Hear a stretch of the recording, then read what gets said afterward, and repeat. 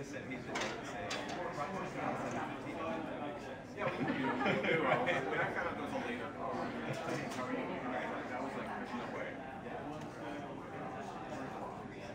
Rob.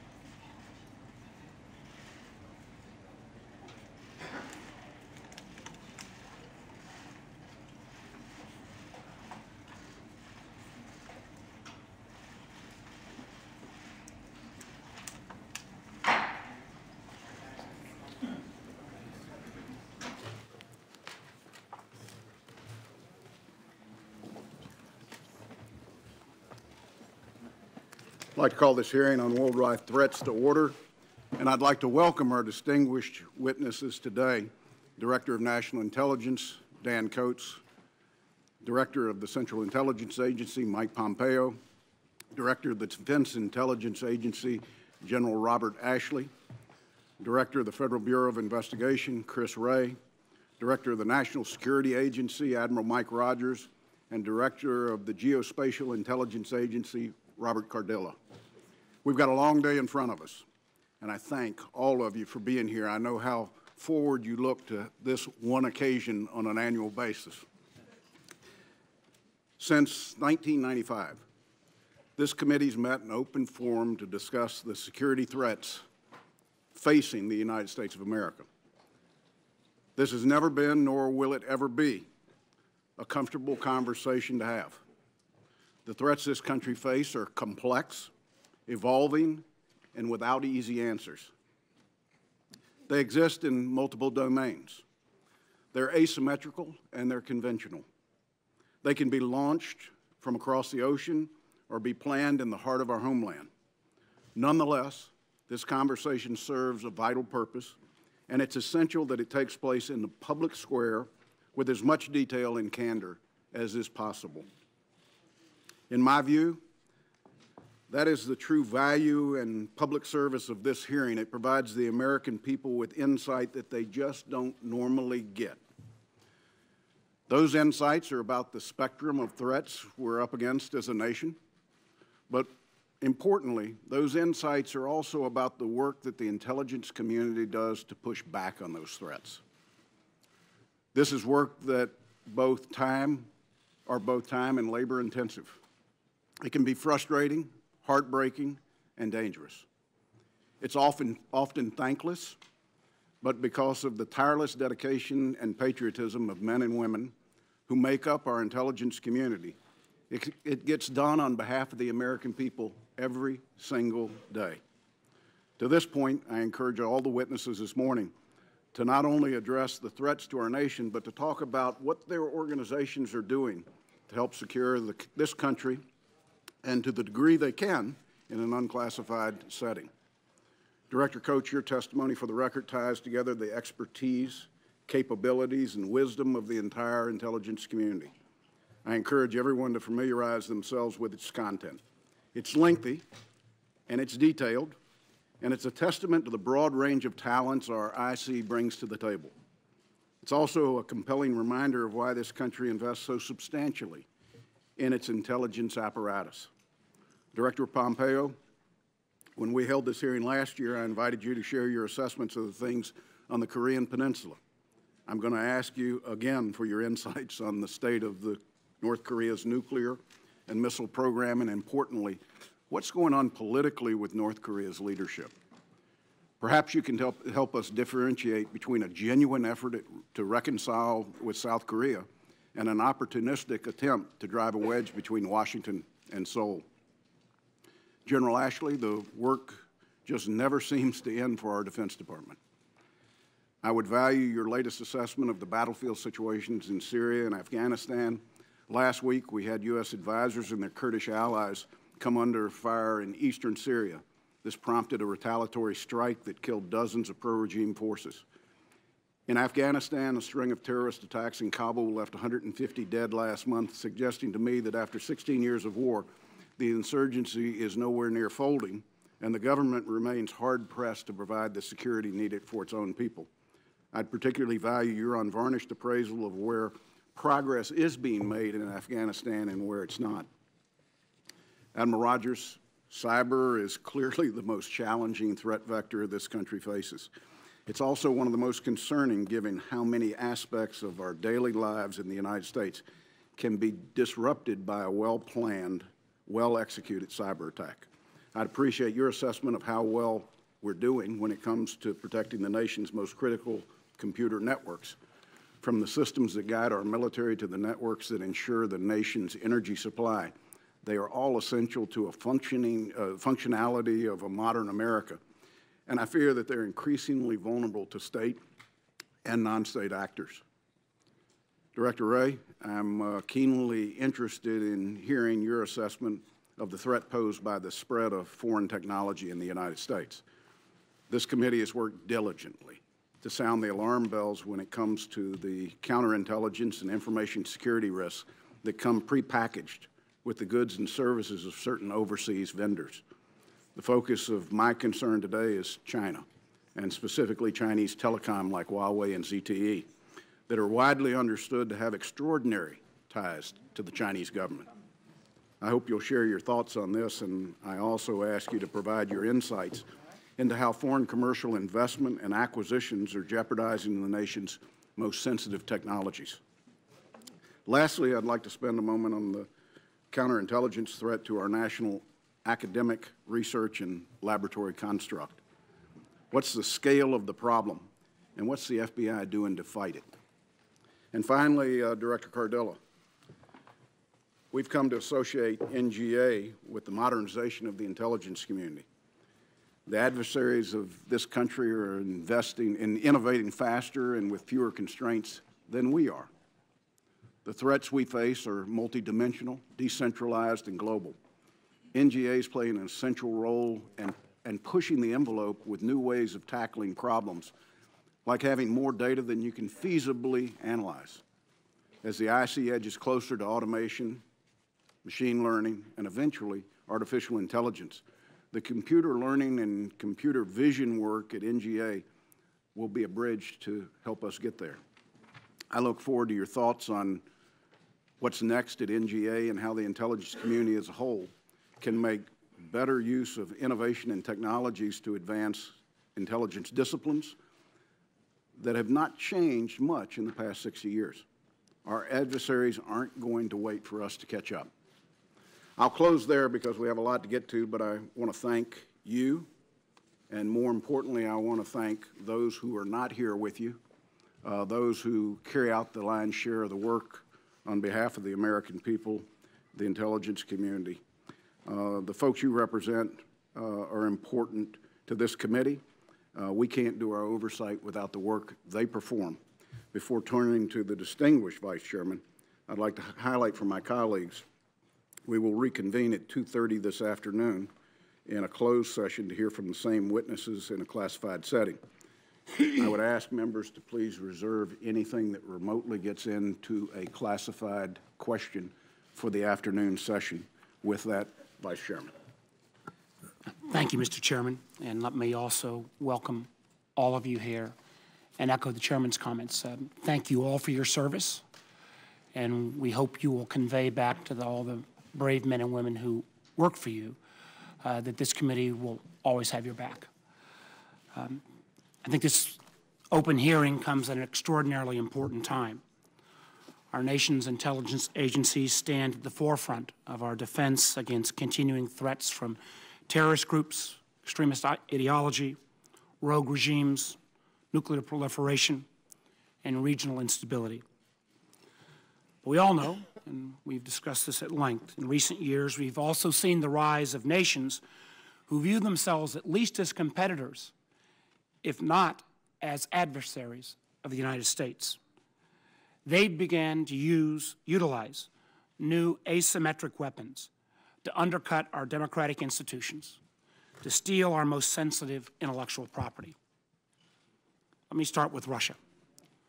Obviously, certain questions remain with respect to the true extent of the Russian interference in the 2016 elections. And we'll work through these, continue to work through these in a bipartisan way on this committee. However, I think you'll find a broad bipartisan consensus on this committee on a number of critical issues. First, that Russia engaged in a coordinated attack to undermine our democracy. Second, that effort included targeting of state and local elections, electoral activities in 21 states. And third, the Russian effort in a new area utilized our social media platforms to push and spread misinformation at an unprecedented scale. Now, we've had more than a year to get our act together and address the threat posed by Russia and implement a strategy to deter further attacks.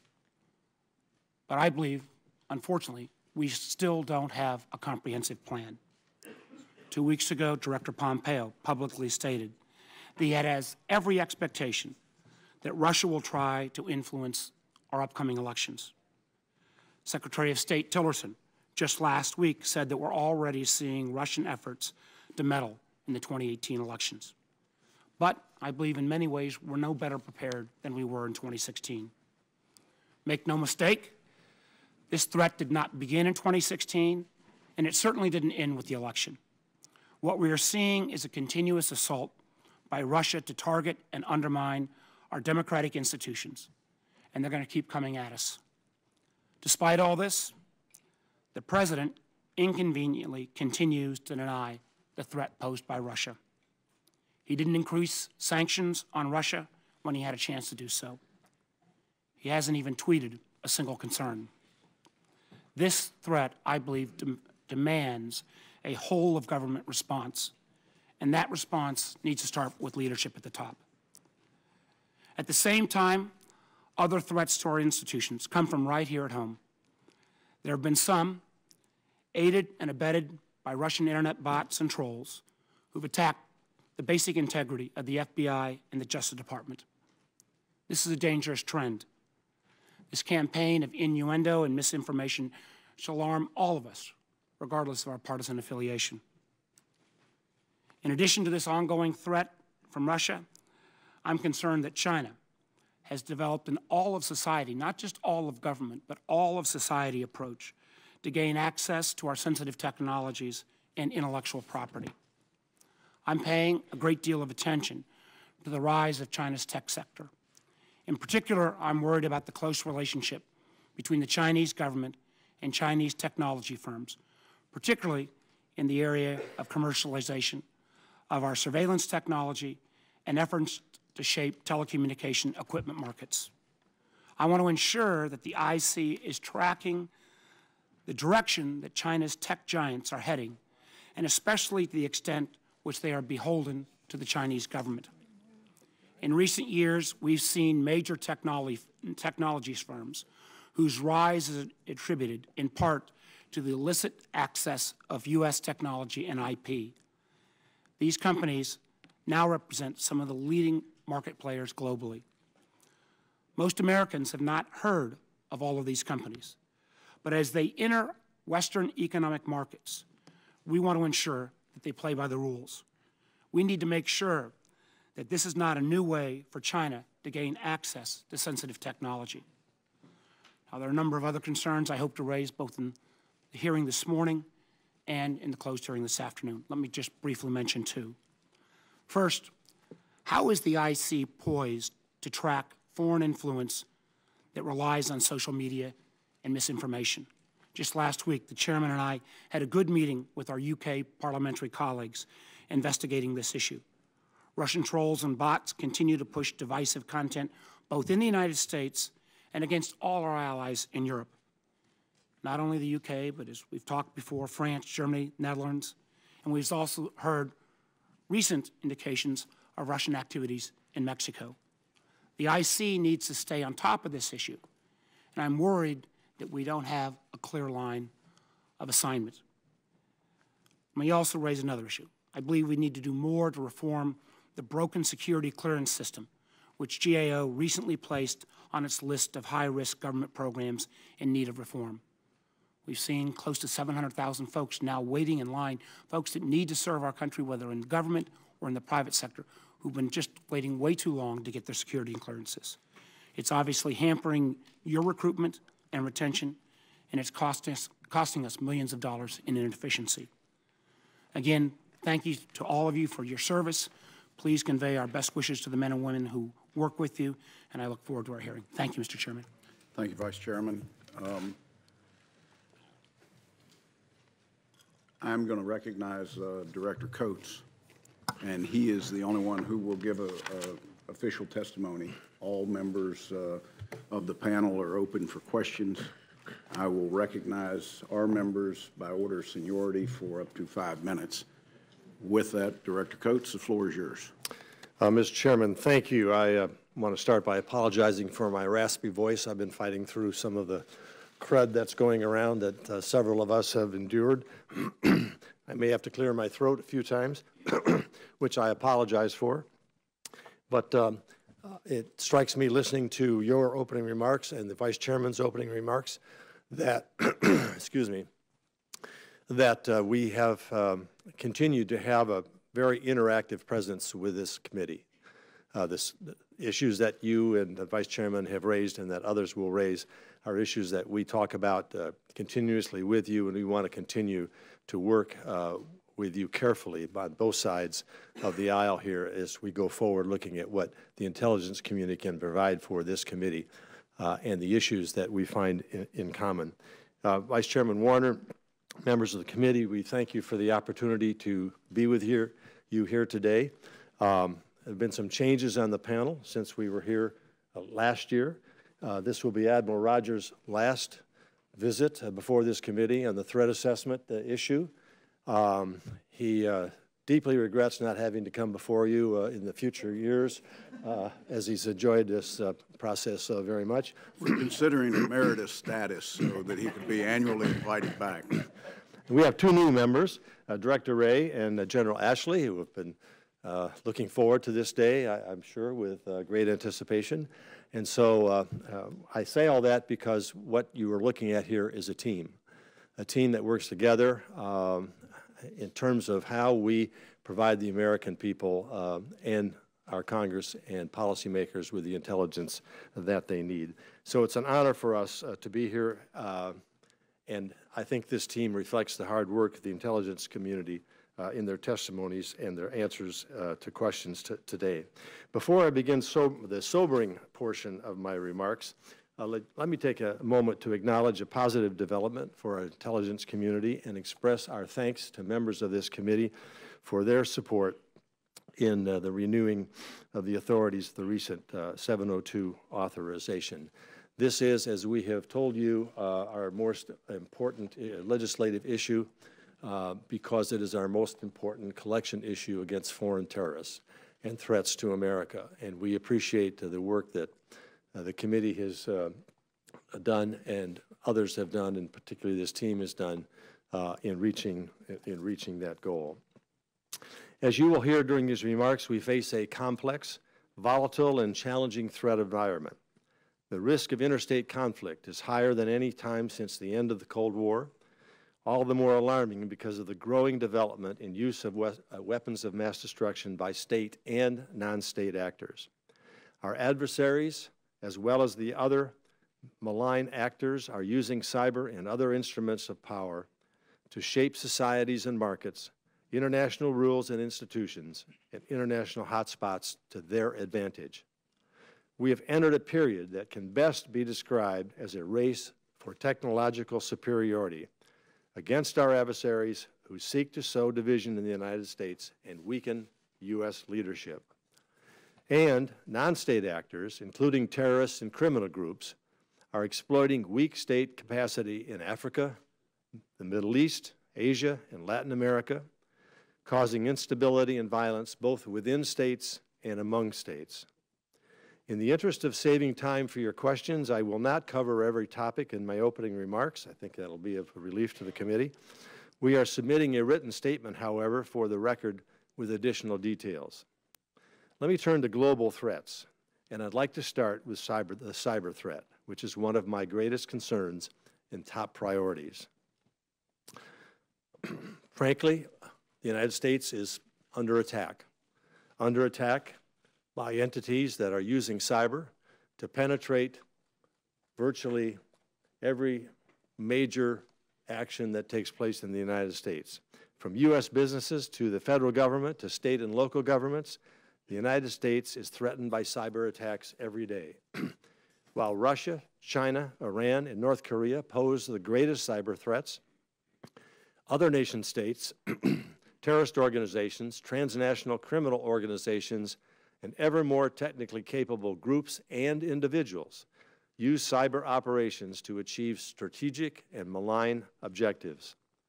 Some of these actors, including Russia, are likely to pursue even more aggressive cyber attacks with the intent of degrading our democratic values and weakening our alliances.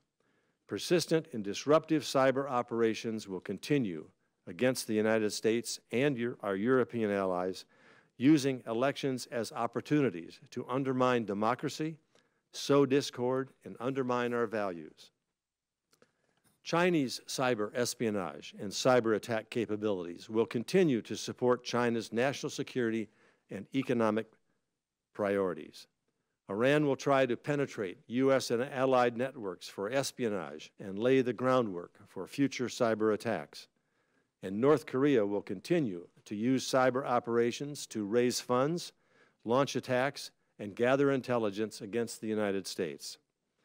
Terrorists will use the Internet to raise funds and promote their malign messages. Criminals will exploit cyber tools to finance their operations. My next topic for you is weapons of mass destruction, the WMD. Overall, state efforts to modernize, develop, or acquire WMD, their delivery systems, or the underlying technologies constitute a major threat to the United States and to our allies. North Korea will be the most volatile and confrontational WMD threat in the coming year. In addition to its ballistic missile tests and growing number of nuclear warheads for these missiles, North Korea will continue its long-standing chemical and biological warfare programs also. Russia will remain the most capable WMD power and is expanding its nuclear weapon capabilities. China will continue to expand its weapons of mass destruction options and diversify its nuclear arsenal. Iran's implementation of the Joint Comprehensive Plan of Action, the JCPOA, has extended the time it would take to develop a nuclear weapon from several months to about a year, provided Iran continues to adhere to the deal's major provisions. Pakistan is developing new types of nuclear weapons, including short-range tactical weapons. And state and non-state actors, including the Syrian regime and ISIS, the remnants of ISIS in Syria, continue to possess and, in some cases, have used chemical weapons in Syria and Iraq, and we continue to be concerned about some of these actors' pursuit of biological weapons. Turning now to terrorism. The terrorism threat is pronounced and spans the sectarian spectrum from ISIS and al-Qaeda to Lebanese Hezbollah and other affiliated terrorist organizations, as well as the state-sponsored activities of Iran.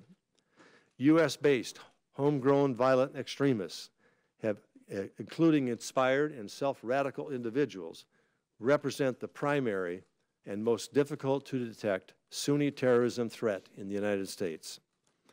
ISIS claimed to having a functioning caliphate that governs populations is all but thwarted. However, ISIS remains a threat and will likely focus on regrouping in Iraq and Syria, particularly in ungoverned portions of those countries, enhancing its global presence, championing its cause, planning international attacks, and encouraging members and sympathizers to attack their home countries.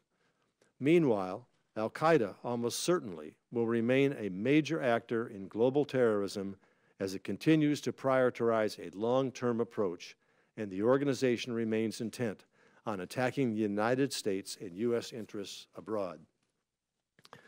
Now, moving on, as if we don't have enough threats here on Earth, we need to look to the heavens, threats in space.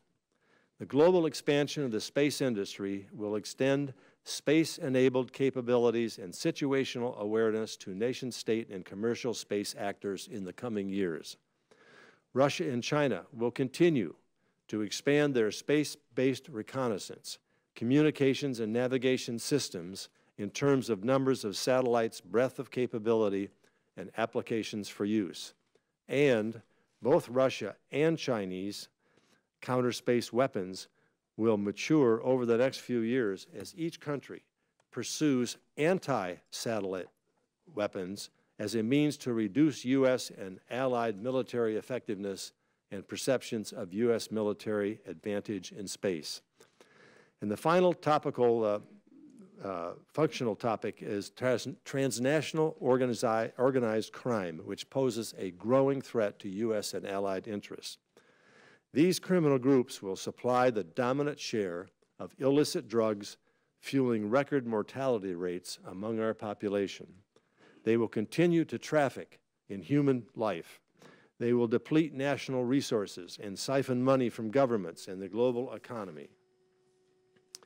I'd like now to briefly go around the world on regional topics, starting with East Asia. You know, if you went out and hired a private plane and launched from Los Angeles and went around the world and stopped at every hot spot in this world, you would make multiple dozens of stops.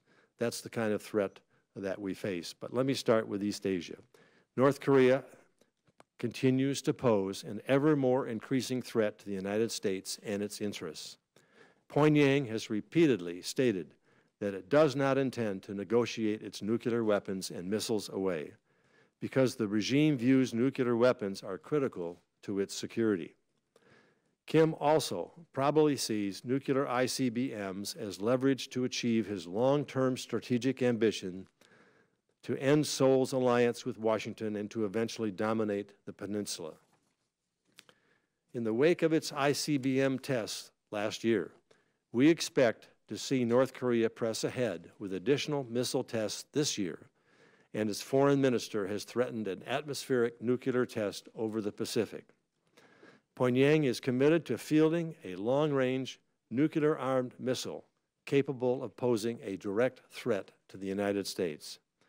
And modest improvements in North Korea's conventional capabilities will continue to pose an ever greater threat to South Korea, Japan, as well as U.S. targets in those countries.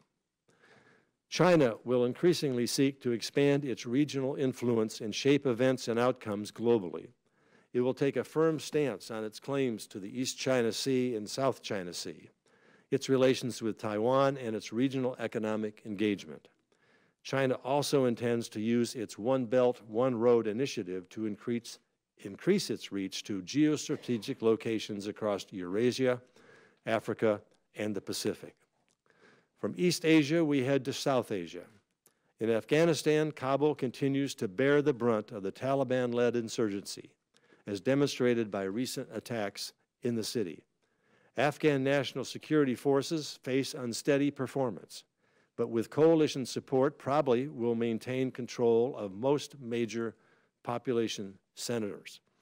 Complicating the Afghanistan situation, however, is our assessment that Pakistan-based militant groups continue to take advantage of their safe haven to conduct attacks in India, in Afghanistan, including U.S. interests therein. Pakistani military leaders continue to walk a delicate line. Ongoing Pakistani military operations against the Taliban and associated groups probably reflect the desire to appear more proactive and responsive to our requests for more actions against these groups. However, the actions taken thus far do not reflect a significant escalation of pressure against these groups and are unlikely to have a lasting effect. In the last month, the administration has designated 8 militants affiliated with the Taliban, Haqqani Network, and other Pakistani militant groups. And we assess that Pakistan will maintain ties to these militants while restricting counterterrorism cooperation with the United States. Next is Russia, where President Putin will continue to rely on assertive foreign policies to shape outcomes beyond Russia's borders. Putin will resort to more authoritarian tactics to maintain control amid challenges to his rule. With respect to Russian influence efforts, let me be clear. The Russians utilize this tool because it's relatively cheap, it's low risk, it offers what they perceive as plausible deniability, and is proven to be effective at sowing division. We expect Russia to continue using propaganda, social media, false flag personas, sympathetic spokesmen, and other means to influence to try to build on its wide range of operations and exacerbate social and political fissures in the United States. There should be no doubt that Russia perceived that its past efforts as successful and views the 2018 U.S. midterm elections as a potential target for Russian influence operations. From Russia, I'll turn to the Middle East and North Africa. This region will be characterized by political turmoil, economic fragility, and civil and proxy wars in the coming year. Iran will remain the most prominent state sponsor of terrorism and an adversary in the Middle East, especially in Iraq, Syria, and Yemen. Iran will seek to expand its regional influence and will exploit the fight against ISIS to solidify partnerships and translate battlefield gains into political, security, and economic agreements. We also assess that Iran will continue to develop military capabilities that threaten U.S. forces and U.S. allies in the region.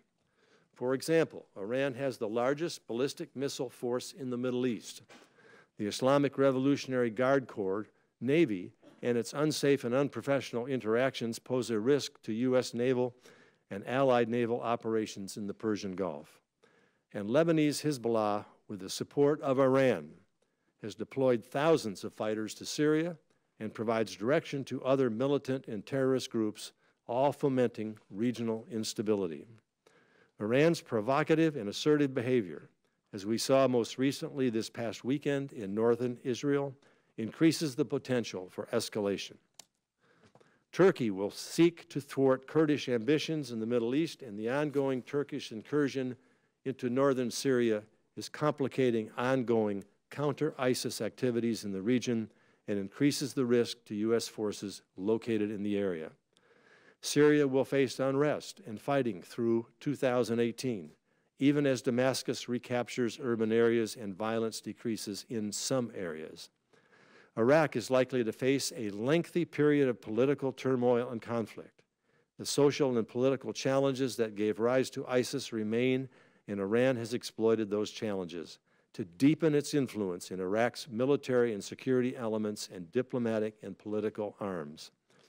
The war in Yemen between the Iranian-backed Houthis and the Saudi-led coalition is likely to continue and will worsen the already tragic humanitarian crisis for 70% of the population of about 20 million people in need of assistance. The situation in Yemen is emblematic of a far larger problem.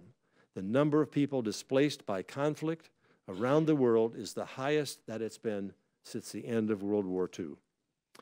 Turning to Europe, where I want to draw your attention to two significant developments that are likely to continue to impact European politics and foreign policy in the coming year, let me state first, the continent's center of gravity appears to be shifting to France, where President Macron has taken a more assertive role in addressing European and global challenges.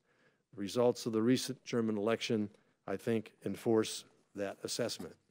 Second, recent efforts by some governments in Central and Eastern Europe to undermine judicial independence and parliamentary oversight and increase government control over public media are weakening the rules of law. These steps could presage further democratic decline and offer opportunity for Chinese and Russian influence. There are many more topics I could discuss. I haven't even gotten to the Western Hemisphere or Africa, but I would like to close with discussion of one additional threat, this one internal and somewhat personal. I'm concerned that our increasing fractious political process, particularly with respect to federal spending, is threatening our ability to properly defend our nation, both in the short term and especially in the long term.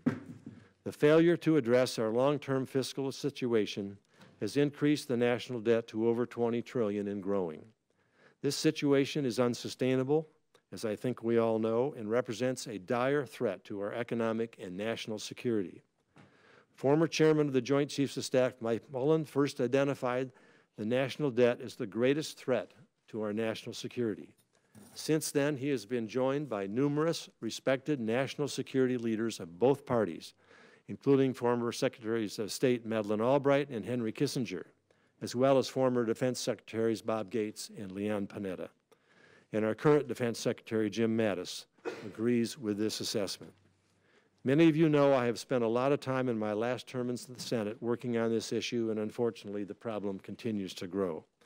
So I would urge all of us to recognize the need to address this challenge and to take action as soon as possible before a fiscal crisis occurs that truly undermines our ability to ensure our national security. With that, I and the rest of the panel are happy to take your questions. We appreciate the opportunity to be with you today. Thank you, Mr. Chairman. Dan, thank you very much for that very thorough overview of the world and what's at play. I'll recognize members based upon seniority for up to 5 minutes. Chair recognizes himself. Admiral Rogers, according to the statement for the record, the intelligence community assesses that most detected Chinese cyber operations against the United States private industry are focused on cleared defense contractors or IT and communications firms whose products and services support government and private sector networks nationwide.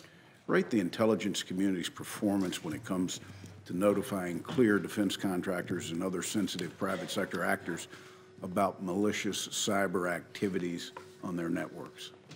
So first, in all honesty, you're asking me to rate a function for which I don't have responsibility or day-to-day execution. So I'll give you an opinion, but it's not informed by day-to-day experience per se. This is an issue both as NSA and as Cyber Commando. I try to work very aggressively because, as you have outlined, this is a tremendous concern for us as a department. Clearly, I think we are not where we need to be. The challenge, I think, is we've got multiple areas of knowledge and insight across the federal government, within the private sector, and how do we bring this together in an integrated team with some real-time flow back and forth? That is not where we are today, but that's where we've got to get to. In your estimation, are we doing enough to warn the private sector of the threat that's out there? I think we are informing them as we become aware of it, but one of my concerns is we're only going to see one slice of this picture. I'm also interested in, from the private sector's perspective, tell us what you are saying, and if we can bring these two together, we'll have such a broader perspective and much more in-depth knowledge of what's happening. I think that's part of this. It's not just, hey, one side needs to do a better job. I'm not trying to say it's a two-sided, but I think it's our ability to bring this together as a team. Given that you've seen the difficulty, especially this committee and the intelligence community has had communicating with tech companies about a way forward that is in commonality, are you concerned at how this is going to become an increasingly challenging landscape for both Congress and for the intelligence community working as we see new tech firms emerge every day? Yes, I am, because quite frankly, I wonder, so how bad does this have to get before we realize we have to do some things fundamentally differently? And I would argue, if you look at the Internet of Things, you look at the security levels within those components, folks, this is going to orders of magnitude. If we think the problem is a challenge now, we just wait, it's going to get much, much worse exponentially from a security perspective. Director Pompeo, the IC assesses that North Korea is likely to press ahead with more tests in 2018 missile tests, noting that North Korea's foreign minister indicated an atmospheric nuclear test over the Pacific may be under consideration by Pyongyang. What's the IC assess the regional reaction to this kind of test would be? Senator, thanks for your question. And if I may just take 1 minute to say, I've been doing this a year now, and I want to express my appreciation to this committee for helping the CIA do the things it needs to do, providing us the resources and the authorities we need. And we've put a lot of effort against this very problem. You've all been incredibly supportive of that. And so my team thanks you for that. We think a test like that would certainly further unite the region. Having said that, our sense is that we have built a global coalition pushing back against Kim Jong-Un and his terror regime. With respect to what each particular country might do, I'd prefer to keep that conversation to closed session this afternoon. Great. What's the IC's assessment of North Korea's willingness to employ its expansive conventional military capabilities? Senator, one of the things that Director Coates referred to in his opening remarks is that Kim Jong-un remains not only intent on staying in power, that the thing all dictators prefer to do, right? Die in their sleep fully at the peak of their power. But he has this mission that is a longstanding North Korean idea of reunification. And their capacity to use a nuclear umbrella combined with their conventional forces to exert coercive behavior, certainly inside their country, certainly against South Korea, but more broadly, is something that our analysts are continuing to look at. we can see as they ratchet up their nuclear capability, making a response more difficult, their capacity to do harm in the region as a result of their incredible conventional capabilities alone increases. Probably for General Ashley and Admiral Rogers, according to statements for the record, the widespread proliferation of artificial intelligence is likely to prompt new national security concerns. How's the IC accounting for the possibility that these new national security concerns? Are we seeing indications now that our adversaries are working to harness emerging technologies like artificial intelligence? And is the IC looking to maximize the potential of emerging technologies in our own processing and analysis of data and intelligence? So if I could take the first shot at that one. So as you look at DIA, and thanks for all the support the committee provides to the Defense Intelligence Agency. So if you look at our core mission, it's, you look at foreign militaries and the operational environment. So this is central to looking at doctrine and what they're developing. When you think about artificial intelligence, our near-peer competitors are pursuing this, and it's a lot of commercial technology that's available. But when you look at the volume and big data and what's available, the ability to digest and pull all that information in, artificial intelligence is going to be integral to that. Use an example of one of the projects we work on, and this is at the open source level, Project Maven. You look at full motion video, for example, or social media. In full motion video, you're never going to be able to afford the workforce that's going to be able to go through all the material, whether it's video, whether it's what Admiral Rogers works in the way of signals intelligence, or what's available in the social media. So artificial intelligence, machine learning, which is really kind of where we are right now. It's more machine learning than it is artificial intelligence. We're seeing all of our near-peer competitors invest in these kinds of technologies because it's going to get them to decision cycles faster, allow them to digest information in greater volumes, and have a better situational understanding of what's happening in the battle space, and in some cases just what's happening in the strategic environment. So I would agree with General Ashley. I'd also highlight every organization on this table is faced with the challenge of victims of our own success in some ways. The ability to access data at increased levels brings its own set of challenges. So we are collectively all attempting to deal with this. When I look at potential adversaries, I see them going through the same set of challenges. I would argue when I look at the PRC in particular, there clearly is a national strategy designed to harness the power of artificial intelligence to generate strategic outcomes, many along the lines that General Ashley highlighted, to generate positive outcomes for them. If you look at their research, you look at how it is affecting the amount of data they are going after. I can remember 5, 10 years ago looking at some data concentrations and thinking to myself, this is so large and has such a disparate amount of information in it. Boy, it would be really difficult for an opponent potentially to generate insight and knowledge from it. I don't have those kinds of conversations anymore. With the power of machine learning, artificial intelligence, and big data analytics, data concentrations now increasingly are targets of attraction to a whole host of actors. And you have watched the PRC and others engage in activity designed to access these massive data concentrations. If I could follow up on that one also, because this is one of those areas that's available in the commercial industry. So you see a lot of investment, academia and others that are pursuing this. And so there's a key piece of this I think it's worth addressing as well, which is how do you operationalize it? So you go back and if I could just use kind of a World War II example, the fact that there were planes, radios, and tanks was not unique to the Germans in World War II. What they did is they came up with an operational concept that allowed them to leverage that.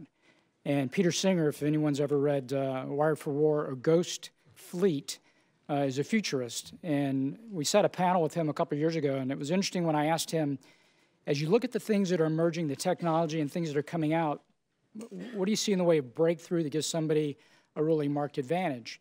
And Peter's comment wasn't that I see something that gives someone such a marked advantage. It's who's able to harness it, who's able to operationalize it, and put it to effect. And so that's really a key difference, is a lot of that technology is going to be available globally. Thank you. If I could just ask your permission here.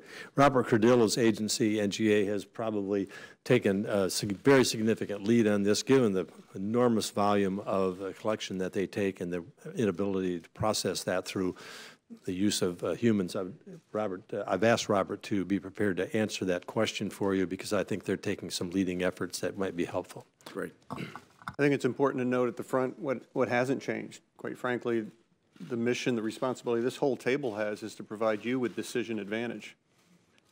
What's changed is the world around us and now within us. And so what we used to hold exclusively, because we had capabilities that others didn't, is now more shared. And so, as Admiral Rogers has said, this is something that we all lock arms on, because it isn't the access that is exclusive anymore, it's the use. It's the concept of operations, as General Ashley said. I have the same concerns you do about getting the cooperation we need from these companies. I'm rather optimistic about it, because I think at the end of the day, we can advance the American economy, we can advance American entrepreneurship, and we can advance our understanding of the world in a way that gets back to that first step, which is decision advantage. Rest assured, processing of data will come up in our closed session with you. I've got you targeted. Vice Chair. Thank you, Mr. Chairman. I think I take with some note the fact that the ODNI director started his discussion with cyber. I think it's very telling in terms of how we view worldwide threats. Let me get one question out on the record. And we all know it's been over a year since the Russian intervention in our 2016 elections. We've also seen Russia intervene in a number of other Western democracies. I'd like each of you to briefly reconfirm to the American public that our intelligence community understands this threat. Last year, those of you who were on the panel each expressed confidence in the January 2017 IC assessment that Russia interfered in the 2016 elections. I'd like each of you today to, one, reaffirm that, and also, with a simple yes or no, do you agree with Director Pompeo that we haven't seen a significant decrease in the Russian activity, and we have every expectation, and I think Director Coates, you've already alluded to this, that they'll try to continue to intervene in our elections in 2018 and 2020. I'll start with you, Director Cardell. Simple yes or no will do. Well, so no change in my view of the 2017 assessment. I support that, and I agree with Director Pompeo's assessment about the likelihood of the 2018 occurrence as well. I participated in that 2017 work. I stood by it then. I stand by it now, and I agree with Director Pompeo. This is not going to change or stop. General Ashley. Yes, it is not going to change, nor is it going to stop. Throughout the entire community, we have not seen any evidence of any significant change from last year. I agree with Director Pompeo. You've been waiting for that answer for a I long have. time. I've had that one in the pocket for a while. Yes, sir. As do I. One area that I think we were a little all caught off guard on, and to a degree understandably, was how the Russians used social media. And I realize this is a new area for all of us, and there are legitimate issues around American civil rights that have to be balanced. But the fact is, I think we have to have an organized plan going forward. This question will be directed at DNI Coates and Director Ray, but if others want to weigh in, because the notion that these companies, while maybe located here, operate in cyberspace, and when we've got somebody masquerading as Mike Pompeo, but as actually Boris Badenoff in St. Petersburg, it doesn't fit neatly into a particular flowchart. Director Coates and Director Ray, who is in charge of addressing the threat posed by foreign nationals or foreign nations in terms of their use and misuse of social media?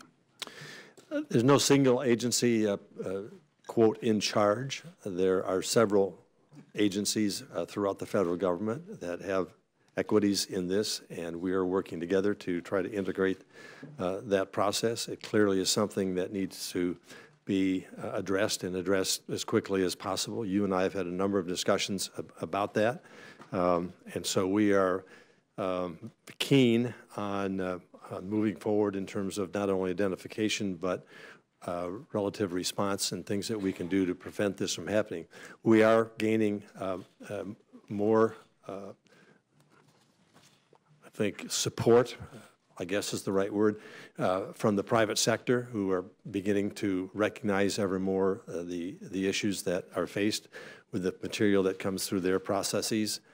We cannot, as a government, direct them what to do, but we certainly are spending every effort we can to work with them to provide some answers to this question. Dr. Ray. I would agree with Director Coates. I think it's a team effort, and one of the things that's really jumped out at me since being back in government is how much more of a team the intelligence community is than the last time I was in this space. I have one of Mike's people who sits right, in my inner team and vice versa, and we're dealing with each other, every day. So it's teamwork within the intelligence community and then partnership with the private sector, which is, I think, the other big change I've noticed. There's a lot more forward-leaning engagement with the private sector in terms of trying to share information and raise awareness on their end, because at the end of the day, we can't fully police social media, so we have to work with them so that they can police themselves a little bit better as well. Well, let me say, I think the companies themselves were slow to recognize this threat. I think they've still got more work to do, but the fact that we don't have clarity in terms of who's in charge means I don't believe we don't have a full plan. Let me just get one last question in quickly on the rise, and the chairman's alluded to this as well, the rise of Chinese tech companies. And I know Senator Cornyn and Senator Feinstein have got legislation on CFIUS, but my fear is that some of these Chinese tech companies may not even have to acquire an American company before they become pervasive in our market. Again, I'll start with Director Coates and Director Ray. How do we make sure that we send a signal to the private sector before some of these companies, in effect, totally invade our market, particularly because so many of them are tied back to the Chinese government? Well, I think it's not only sending a signal and working together, sharing information with the private sector and the public sector. It also, I think, involves almost a whole of government issue, and particularly legislative, with the legislation that is being looked at in terms of the CFIUS process. I think we need to go beyond what the current process is in terms of evaluating. We as a community will coordinate our intelligence to provide the policymakers and those that are making these decisions with the best intelligence we can relative to what the situation is. And so we have this and view this as a top priority. It's ongoing because, as I mentioned in my early remarks here, the Chinese are pervasive on this, and we've seen it happen throughout both the public and the private sector.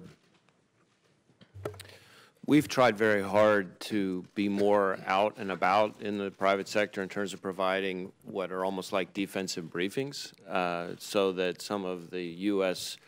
telecommunications companies, among other technology industry members, kind of can recognize the threats that are coming their way. And I think I've been pretty gratified by the response that we've gotten by most companies once we're able to try to educate them.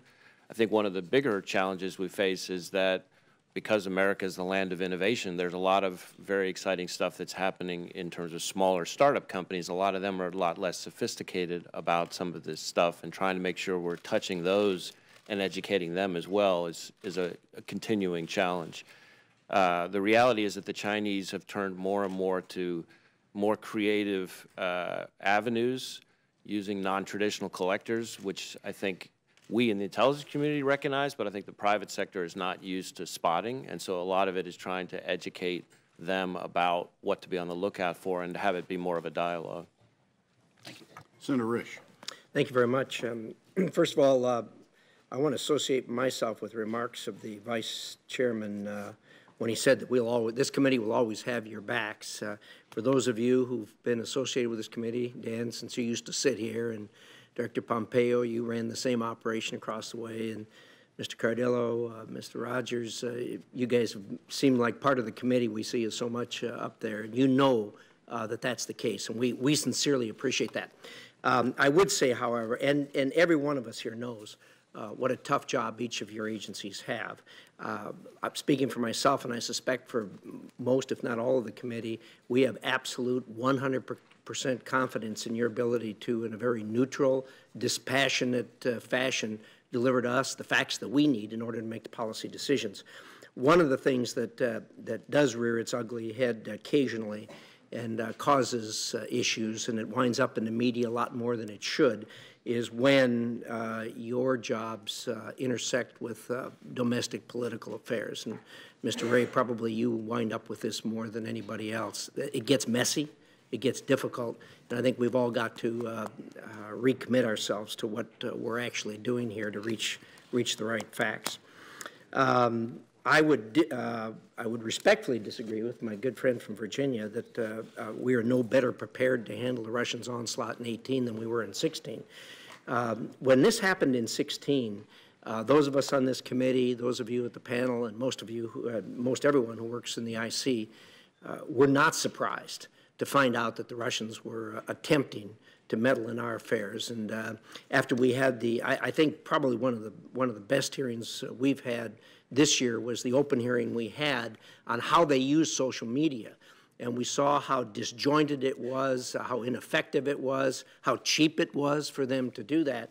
But I think after that, with all due respect to my friend from Virginia, I think the American people are ready for this. I think that now they're going to look askance a lot more at the information that is attempted to be passed out through social media. The American people are smart people. They realize that there's people attempting to manipulate them, both domestically and foreign. And I agree with everybody on the panel that this is going to go on. This is the way the Russians have done business. This is no surprise to us. And we saw it even more so than we got it in France and Germany in the past year. So I think the American people are much more prepared than what they were before. Dan, thank you for that analysis of Syria. I doubt it made it any clearer for me or for the American people. It's a Rubik's Cube that is very difficult, and after this last weekend, I think got even more complicated. And I think that we're going to have to keep an eye on that. I agree with you. Cyber is certainly something that's right at the top. The financial condition of this country is of critical importance to us. I want to close, and I want to ask a specific question to four of you regarding Korea. I think that's the most existential threat that we face. I think it's something that's at our doorstep. A year ago when we talked about this, it was then, this is now. The movement of North Korea has not slowed down. In fact, if anything, I think all of us would agree that it's probably picked up, and it's at our doorstep. This is going to have to be dealt with in the very, very near future. We've talked about trying to engage in conversations and what conditions would be, et cetera. I think we're still in the process of refining that, but that's moving. We've all watched over the last week the SMILE campaign that North Korea has inflicted on the South Korean people. The South Korean people seem to be charmed by it to some degree. Some of them seem to be captivated by it. From my point of view, I think it's nothing more than a stall by the North Koreans to further develop what they're trying to do. And I suspect, in my judgment, I think we need to be very, very cautious of this. Director Coates, Pompeo, Rogers, and Ashley, I'd like to hear your view of this supposed turn in the last couple of weeks by the North Koreans. Well, this is an existential threat, potentially to the United States, but also to North Korea. Kim Jong-Un views this as any kind of a kinetic attack or effort to force him to give up his nuclear weapons is an existential threat to his nation and to his leadership in particular. As you know, it's a very hard topic, collection nation, given their secrecy and so forth. But we do know that Kim, it's a one-man decision. We have processes in place here in the United States to have multiple engagements with various agencies in terms of our policy making and relative to the decision that ultimately the president makes. That does not appear to be the case in North Korea. The provocative nature and the instability that Kim has demonstrated potentially is a significant threat to the United States. I agree with you that decision time is becoming ever closer in terms of how we respond to this. Our goal is a peaceful settlement. We are using maximum pressure on North Korea in various ways, which can be described by my colleagues here, most of that in open session, in closed session. But we have to face the fact that this is an potentially existential problem for the United States. Wise words. Director Pompeo. The last part of your question about this past now almost week at the Olympics, we should all, American people should all remember that Kim Yo-jong is the head of the Propaganda and Agitation Department. There is no indication there's any strategic change in the outlook for Kim Jong-Un and his desire to retain his nuclear capacity to threaten the United States of America. No change there. Admiral Rogers. I would just say if KJU thinks he can splinter the relationship between ourselves and the South Koreans, he is sadly mistaken. And finally, Lieutenant General Ashley. So no change to his strategic calculus. Matter of fact, under the KG regime, you've seen a much more deliberate effort in terms of readiness, very different from his father. So you got a 1 million-man army, 70% of it is south of Pyongyang, and they train in a very deliberate fashion. The strategic calculus is not changing, and we should not be misled by the events that are taking place around.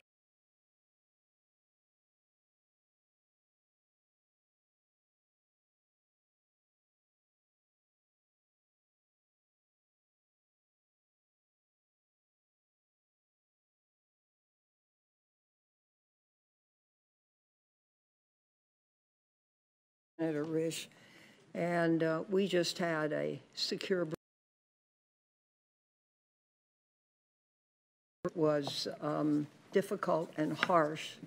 I hearken back to the words of the Secretary of State on the 4 no's, and 1, that we do not seek regime change. 2, we are not seeking the accelerated reunion of the peninsula. And finally, that we will not bring U.S. forces north of the demilitarized zone, zone, if the Korean peninsula is reunified. Yeah, let me ask you, Mr. Pompeo, because you just spoke with some certainty.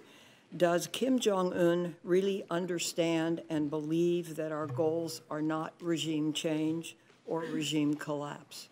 Senator Feinstein, I can't give you any certainty about what Kim Jong-un actually subjectively believes. A very difficult intelligence problem anywhere in the world, most especially difficult there.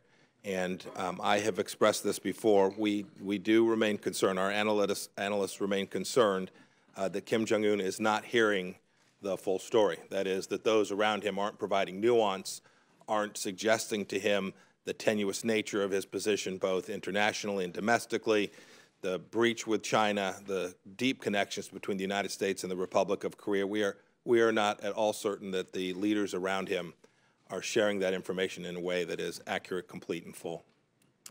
In a recent Washington Post op-ed, Victor Cha, who was recently under consideration to be United States ambassador to South Korea, warned of the dangers of a preventive United States military strike against North Korea. He cautioned that such a strike would not halt North Korea's nuclear weapons program and could spark an uncontrolled conflict in the region that could kill hundreds of thousands of Americans. He is not the only one. A number of experts on the area have said that. And he argued to continue to press for multilateral sanctions at the UN to provide Japan and South Korea advanced weapons training and intel and some other things. Has the intelligence community assessed how the North Korean regime would react to a preventive United States attack? We have. I would prefer to share that with you in closed session this afternoon. That is. Would you do that this afternoon? Yes, absolutely, please? Senator. Yes, we have written about various forms of actions, what we analyze, the certainty and uncertainty we have around that analysis, as well as what we think happens in the event that the United States decides not to do that and continues to allow Kim Jong-un to develop his nuclear weapons arsenal. Have you explored what it would take to bring them to the table? We have. I'd prefer to share that with you in our closed session. Yes, attention ma'am. This afternoon as well. Yes, Thank ma'am. you. Thank you, Mr. Chairman. Thank you, Senator Feinstein. Senator Rubio. Thank you. Thank you all for being here. I also echo the same words everyone else has shared with you about the esteem we have for all of our agencies and the important work they do. And I think this has already been touched upon, I do believe that Russia, Vladimir Putin in particular's efforts around the world are very important, but the biggest issue of our time, in my view, and I think in the view of most of the members of this committee, and I would venture to guess most of the members of this panel, is China and the risks they pose. I'm not sure in the 240-some-odd-year history of this nation we've ever faced a competitor and potential adversary of this scale, scope, and capacity. It is my personal view, and it's shared by many people, that they are carrying out a well-orchestrated, well-executed, very patient, long-term strategy to replace the United States as the most powerful and influential nation on earth.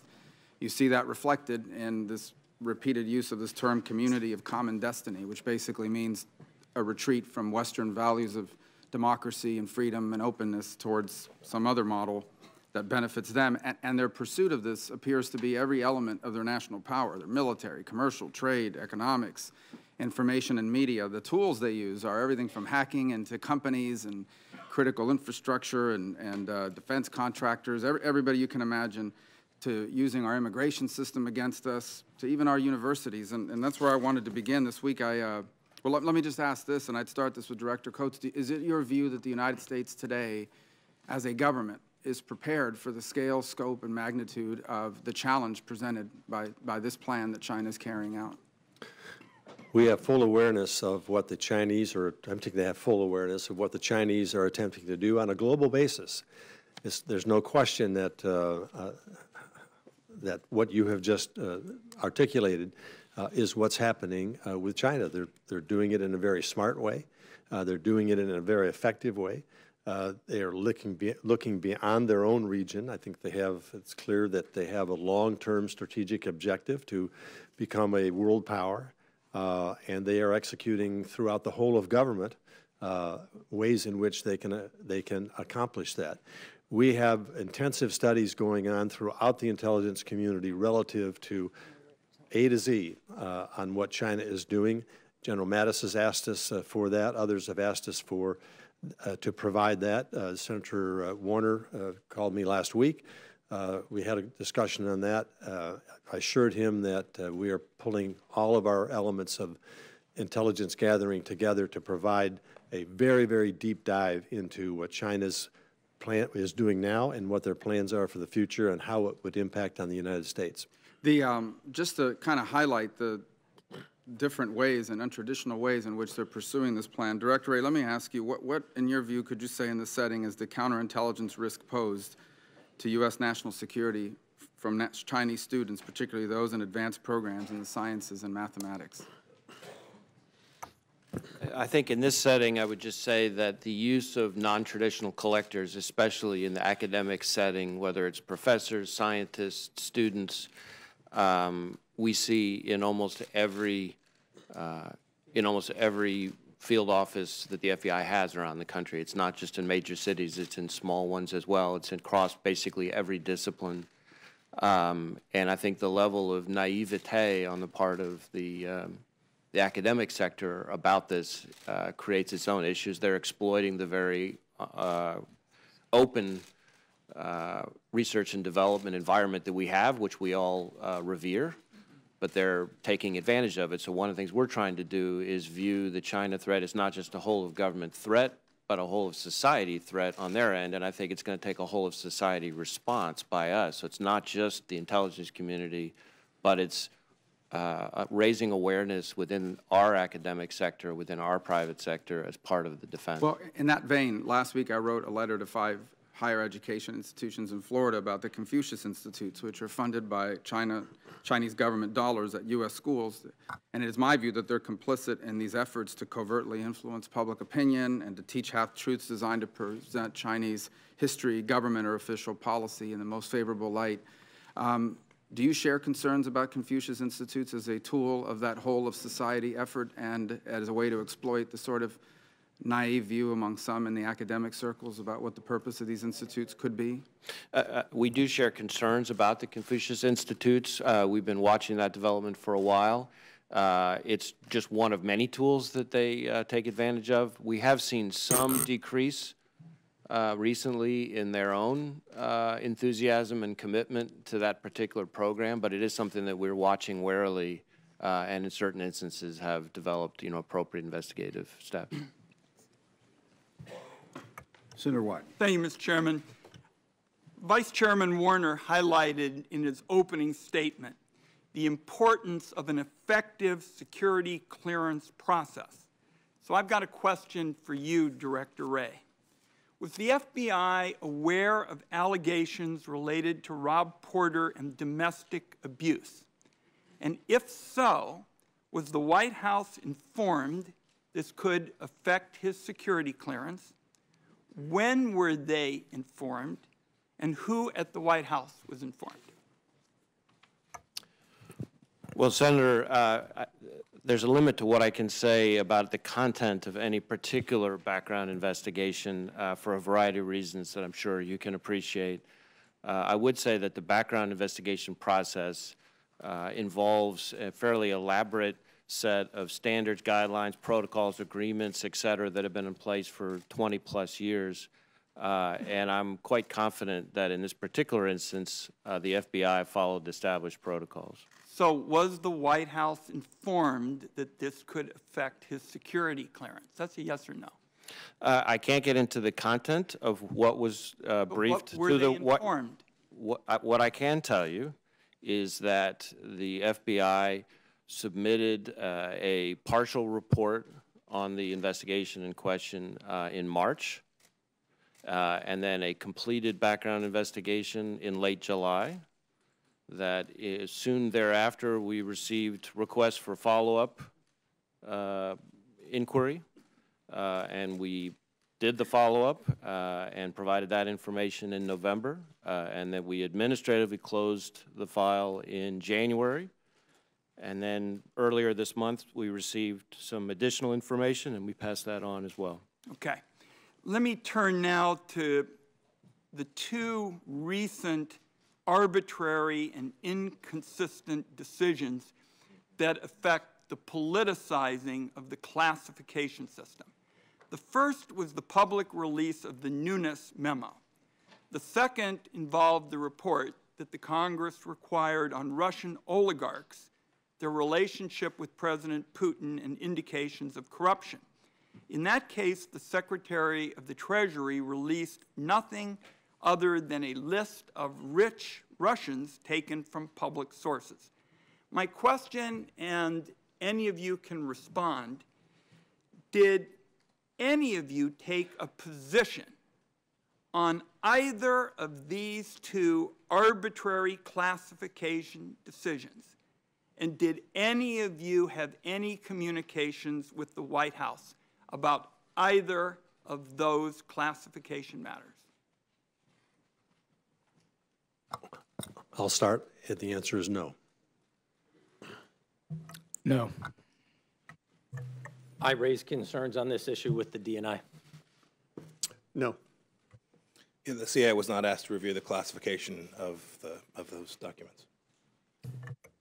Not on the second, the oligarch treasury document. We did have interaction about the memo from Chairman Newness. Is there anything you can say that protects sources and methods in an open session with respect to that matter? Well, I would just say that, as we said publicly, that we had grave concerns about that memo's release. Okay. On encryption, Director Wray, as you know, this isn't a surprise because I indicated I would ask you about this. You have essentially indicated that companies should be making their products with back doors in order to allow you all to do your job. And we all want you to protect Americans, and at the same time, sometimes there's these policies that make us less safe and give up our liberties. And that's what I think we get with what you all are advocating, which is weak encryption. Now, this is a pretty technical area, as you and I have talked about. And there's a field known as cryptography. I don't pretend to be an expert on it, but I think there is a clear consensus among experts in the field against your position to weaken strong encryption. So I have asked you for a list of the experts that you have consulted. I haven't been able to get it. Can you give me a date this afternoon when you will give me, this morning, a sense of when we will be told who are these people who are advising you to pursue this route? Because I don't know of anybody respected in the field who is advising that it is a good idea to adopt your position to weaken strong encryption. So can I get that list? We'd be happy to talk more about this topic this afternoon. My position is not that we should weaken encryption. My position is that we should be working together, government and the private sector, to try to find a solution that balances both concerns. I'm on the program for working together. I just think we need to be driven by objective facts, and the position you all are taking is out of sync with what all the experts in the field are saying, and I would just like to know who you all are consulting with, and we'll talk some more about it this afternoon. Thank you, Mr. Chairman. Senator Collins. Thank you, Mr. Chairman. Director Pompeo, last week the New York Times published a report that alleged that U.S. intelligence officials had paid $100,000 to a Russian source for phony secrets, including potentially compromising information about the president and information on certain tools allegedly stolen from the NSA. First, is it accurate that the CIA has categorically denied the assertions in this story?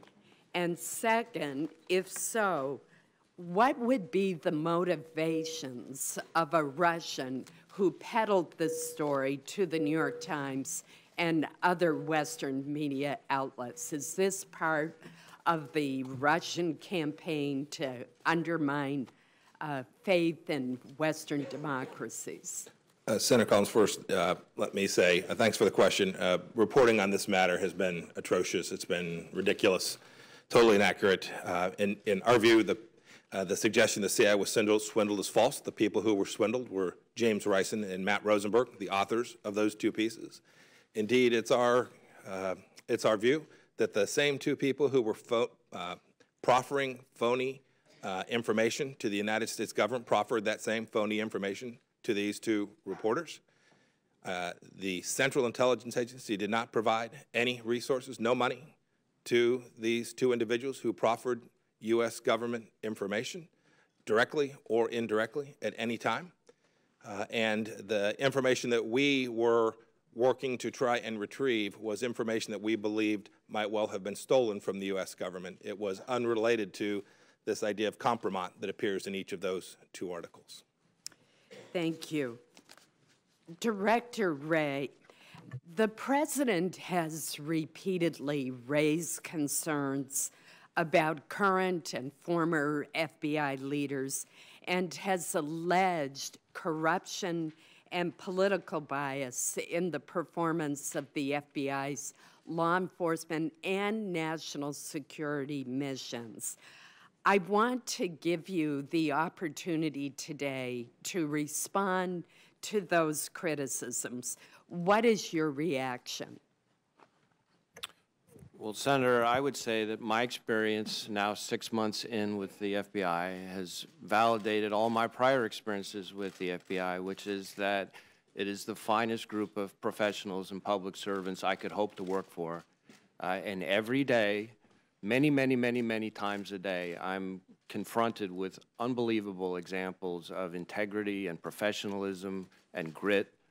You know, there are 37,000 people in the FBI who do unbelievable things all around the world, and although you would never know it from watching the news, we actually have more than 2 investigations, and most of them do a lot to keep Americans safe. Thank you. That's one of the reasons I wanted to give you an opportunity to respond. Director Coates, we've had a lot of discussion this morning about Russian attempts, which are ongoing, to influence elections in Western democracies, to undermine NATO, and to try to destroy institutions in our country and elsewhere. This is an election year in our country, and it's frankly frustrating to me that we haven't passed legislation to help states strengthen the security of their voting systems. Putting that issue aside, there's also going to be an election this year in Latvia, one of our NATO allies. What is your assessment of whether or not the Russians are actively engaged in trying to influence that election, and how concerned is the intelligence community that they might be successful in producing a government that is very sympathetic to Russia's foreign policy objectives? Not only are we concerned, the 29 nations of NATO are concerned. I returned not that long ago from a meeting in Brussels with the intelligence arm of NATO. All 29 nations, the topic was addressed primarily on Russian meddling in elections and trying to undermine democratic values. At the end of that, the new director of that organization asked for a show of hands of or any verbal response from any representatives of the 29 nations if they thought that Russia had not interfered with their processes and particularly their elections or had the potential to do so. Not one person raised their hand. He said, so do I understand that we are unanimous in assessing what the Russians are trying to do to undermine our elections, to undermine our coordination with the United States and relationships with each other, to undermine the very basic principles of sharing with our European countries, everything that is accomplished through NATO. Do I understand that no one has an objection to it? You all see this for what it is? Dead silent. He said, I take silence to be consent. So I think that says that this is pervasive, that the Russians have a strategy that goes well beyond what's happening here in the United States, even though while they have historically tried to do these kinds of things, clearly in 2016 they upped their game. They took advantage, sophisticated advantage of social media. They're doing that not only in the United States, they're doing that throughout Europe and perhaps elsewhere. And so I think that sends a very strong signal that any elections that are coming up we need to assume that there might be interference with that, particularly from the Russians and maybe from some other malign actors. And steps need to be taken to work with state and local officials because many of these elections in off the year will be state and local, governorships, even members of certain houses of representation within the states themselves. So it clearly is an issue that is whole of government, and I would say this, the more, and we also agreed with this at Brussels, and I've tried to make that point while I was there, the more transparency we can provide to the American people, to people of nations that see this threat coming, the better off we will be. Obviously, we have to take other measures, but we need to inform the American public that this is real, that this is going to be happen, and the resilience needed for us to stand up and say we're not going to allow some Russian to tell us how to vote, how we ought to run our country. And I think there needs to be a national cry for that. Thank you. Very valuable. Senator Heinrich. Thank you, Chairman.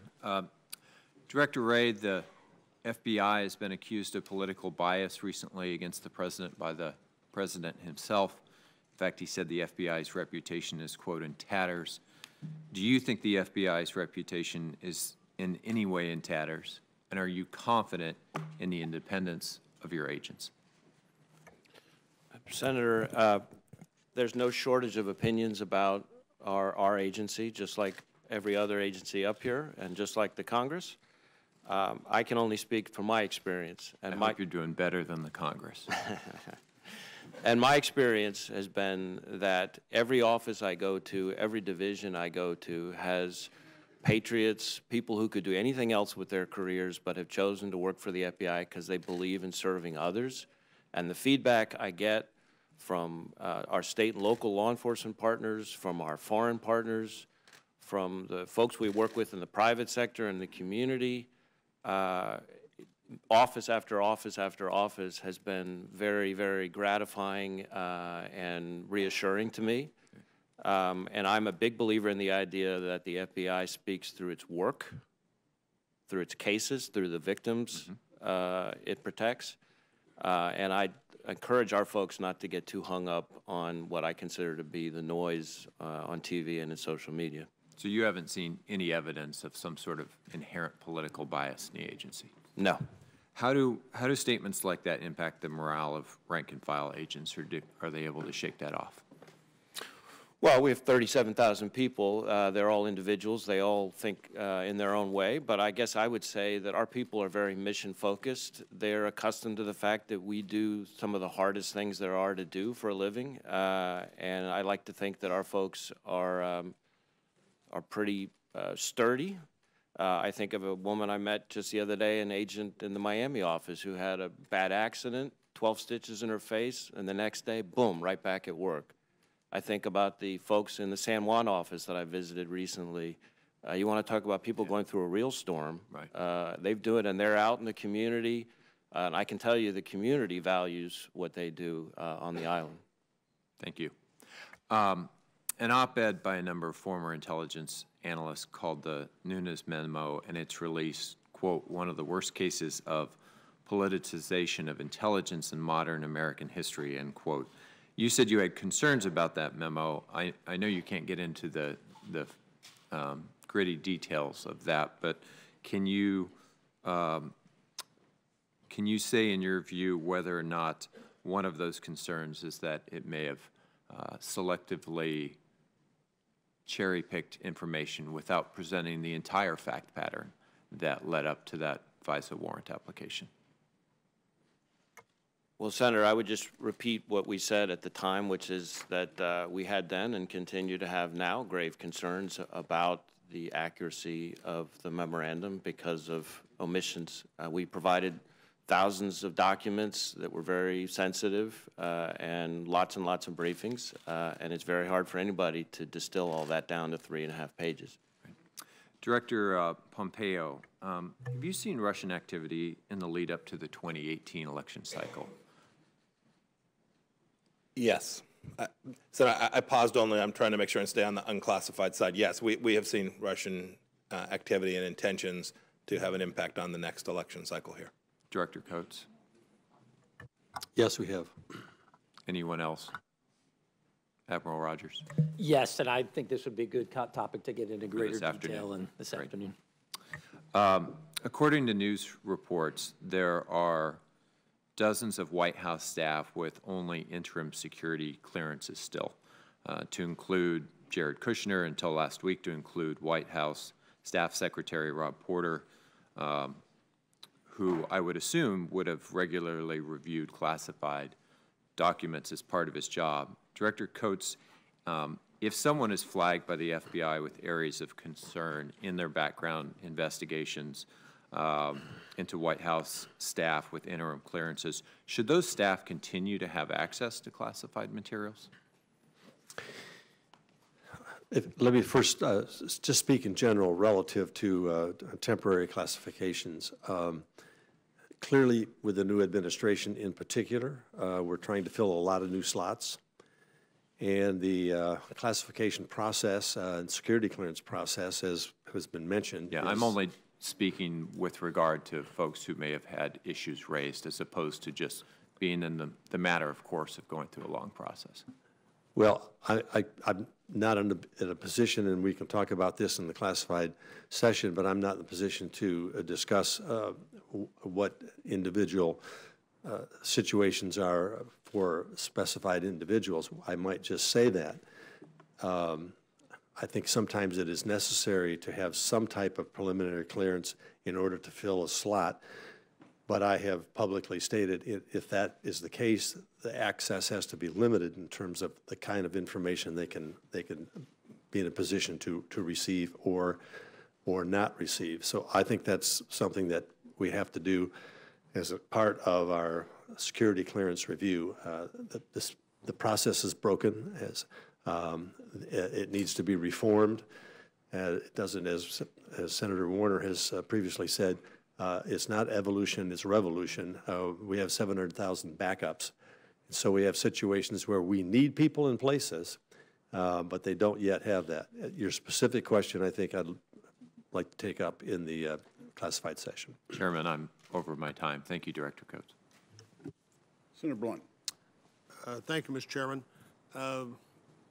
Director Coates, Director Pompeo, Admiral Rogers, I think you all talked about evidence that the Russians would intend to do things to be active in our elections. There really seems to me two divisions of that activity.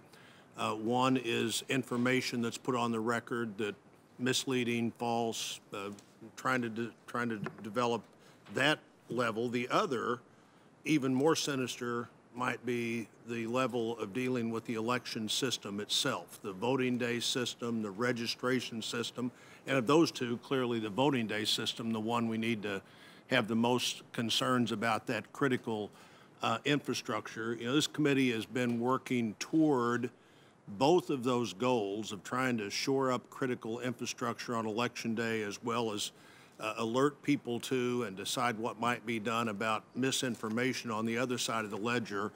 Voting begins in March. That's next month. If we're going to have any impact on securing that voting system itself, it would seem to me that we need to be acting quickly. I think a great part of the strength of the system is the diversity of the system, different not only from state to state, but from election jurisdictions within those states. That's a strength, not a weakness in my view. But what are some of the things we can do to be more helpful to local election officials in encouraging them to share information when they think their systems are being attacked, getting more information to them than we have? There was a lot of criticism in the last cycle that we knew that some election systems were being attacked and didn't tell them they were being attacked. And so the three of you, in any order, let's just do the order that I started with, Director Coates, Director Pompeo, Admiral Rogers, any thoughts you have on what we can do to protect the critical infrastructure of the election system and how quickly we need to act if we intend to do that this year? Well, the intelligence community, all elements of it, are aware, and we want to provide, collect and provide as much information as we can so that we can give those warnings and alerts, so that we can share information back and forth with local and state and election processes, with the federal government, Department of Homeland Security, Department of FBI, obviously are more involved given these are domestic issues, but we do look to every piece of intelligence we can gather so that we can provide these warnings. It is an effort that I think the government needs to put together at the state and local level and work with those individuals who are engaged in the election process in terms of the security of their machines. Cyber plays a major role here, and so I think it is clearly an area where the federal government, foreign collection on potential threats and of interference, warnings, and then processes in terms of how to put in place security and secure that to ensure the American people that their vote is sanctioned and well and not manipulated in any way whatsoever. Director Pompeo. Senator Blunt, when I answered Senator Heinrich's question earlier, I was referring to the former, the first part of your question, not truly to the latter. The things we've seen Russia doing to date are mostly focused on information types of warfare, the things that Senator Warner was speaking out most directly earlier. With respect to the CIA's role, and I think Admiral Rogers will say his too, we have two missions. One is to identify the source of this information, make those here domestically aware of it so that they can do the things they need to do, whether that's FBI or DHS, so that they have that information. We are working diligently along many threat vectors to do that. And then the second thing, and we can talk more about this afternoon, is we do have some capabilities offensively. to raise the cost for those who would dare challenge the United States elections. And after Admiral Rogers, Director Ray, I may want to come to you and see on that same sharing information, any impediments to sharing that information with local officials, or any reason we wouldn't want to do that. Admiral Rogers? Senator, the only other thing I would add, and this is also shaped by my experience as Cyber Command, where I defend networks, is one of the things that we generally find in that role. Many network and system operators do not truly understand their own structures and systems. And so one of the things that I think is part of this is how do we help those local, federal, state entities truly understand their network structure, what its potential vulnerabilities, and to harness this information that the intelligence structure and other elements are providing them. It's not necessarily an intel function, but I think it's part of how do we work our way through this process. Director Ray? Senator, I think that's just one of the areas that there's been a lot of discussion about whether we're doing better, and this is one of the areas I think we are doing better. We together at the FBI, together with DHS, recently, for example, scheduled meetings with various state election officials, and normally the barrier there would be classification concerns, you know, whether somebody had clearances. We were able to put together briefings appropriately tailored and with non-disclosure agreements with those officials. So there are ways, if people are a little bit creative and forward-leaning, to educate the state election officials, which is, of course, you know, where elections are run in this country. Well, hopefully we'll be creative and forward-leaning, and we'll want to keep track of what we're doing there. Thank you, Mr. Chairman. Senator King. Thank you, Mr. Chairman. First statement I want to make is more in sorrow than in anger. I'll get to the anger part in a minute. The sorrow part is that, Director Coates, in response to a question from Senator Collins, you gave an eloquent, factual statement of the activities of the Russians and the fact that they're continuing around the world and that they're a continuing threat to this country. All of you have agreed to that. If only the President would say that. I understand the President's sensitivity about whether his campaign was in connection with the Russians, and that's a separate question, but there is no question. We've got before us the entire intelligence community that the Russians interfered in the election in 2016. They're continuing to do it, and they're a real imminent threat to our elections in a matter of 8 or 9 months. My problem is I talk to people in Maine who say the whole thing is a witch hunt and it's a hoax because the President told me. I just wish you all could persuade the President as a matter of national security to separate these two issues. The collusion issue is over here, unresolved. We'll get to the bottom of that. But there's no doubt, as you all have testified today, and we cannot confront this threat, which is a serious one, with a whole-of-government response when the leader of the government continues to deny that it exists. Now, let me get to the anger part. The anger part involves cyber attacks. You have all testified that we're subject to repeated cyber attacks. Cyber attacks are occurring right now in our infrastructure all over this country. I am sick and tired of going to these hearings, which I've been going to for 5 years, where everybody talks about cyber attacks, and our country still does not have a policy or a doctrine or a strategy for dealing with them. And this is not a criticism of the current administration. I'm an equal opportunity critic here. The prior administration didn't do it either. Admiral Rogers, until we have some deterrent capacity, we are going to continue to be attacked. Isn't that true? Yes, sir. We have to change this current dynamic because we're on the wrong end of the cost equation here. And we are trying to fight a global battle with our hands tied behind our back. Director Coates, you have a stunning statement in your report. They will work to use cyber operations to achieve strategic objectives unless they face clear repercussions for their cyber operations. Right now, there are none. Is that not the case? There are no repercussions. We have no doctrine of deterrence. How are we ever going to get them to stop doing this if all we do is patch our software and try to defend ourselves? Those are very relevant questions, and I think everyone, not only at this table, but in every agency of government, understands the threat that we have here and the impact already being made through these cyber threats. Our role as the intelligence community is to provide all the information we possibly can as to what is happening, so our policymakers can take that, including the Congress, and shape policy as to how we are going to respond to this and deal with this in a whole-of-government way. It just never seems to happen. Director Pompeo, you understand this issue, do you not? We are not going to be able to defend ourselves from cyber attacks by simply being defensive. We have to have a doctrine of deterrence. If they strike us in cyber, they are going to be struck back in some way. It may not be cyber.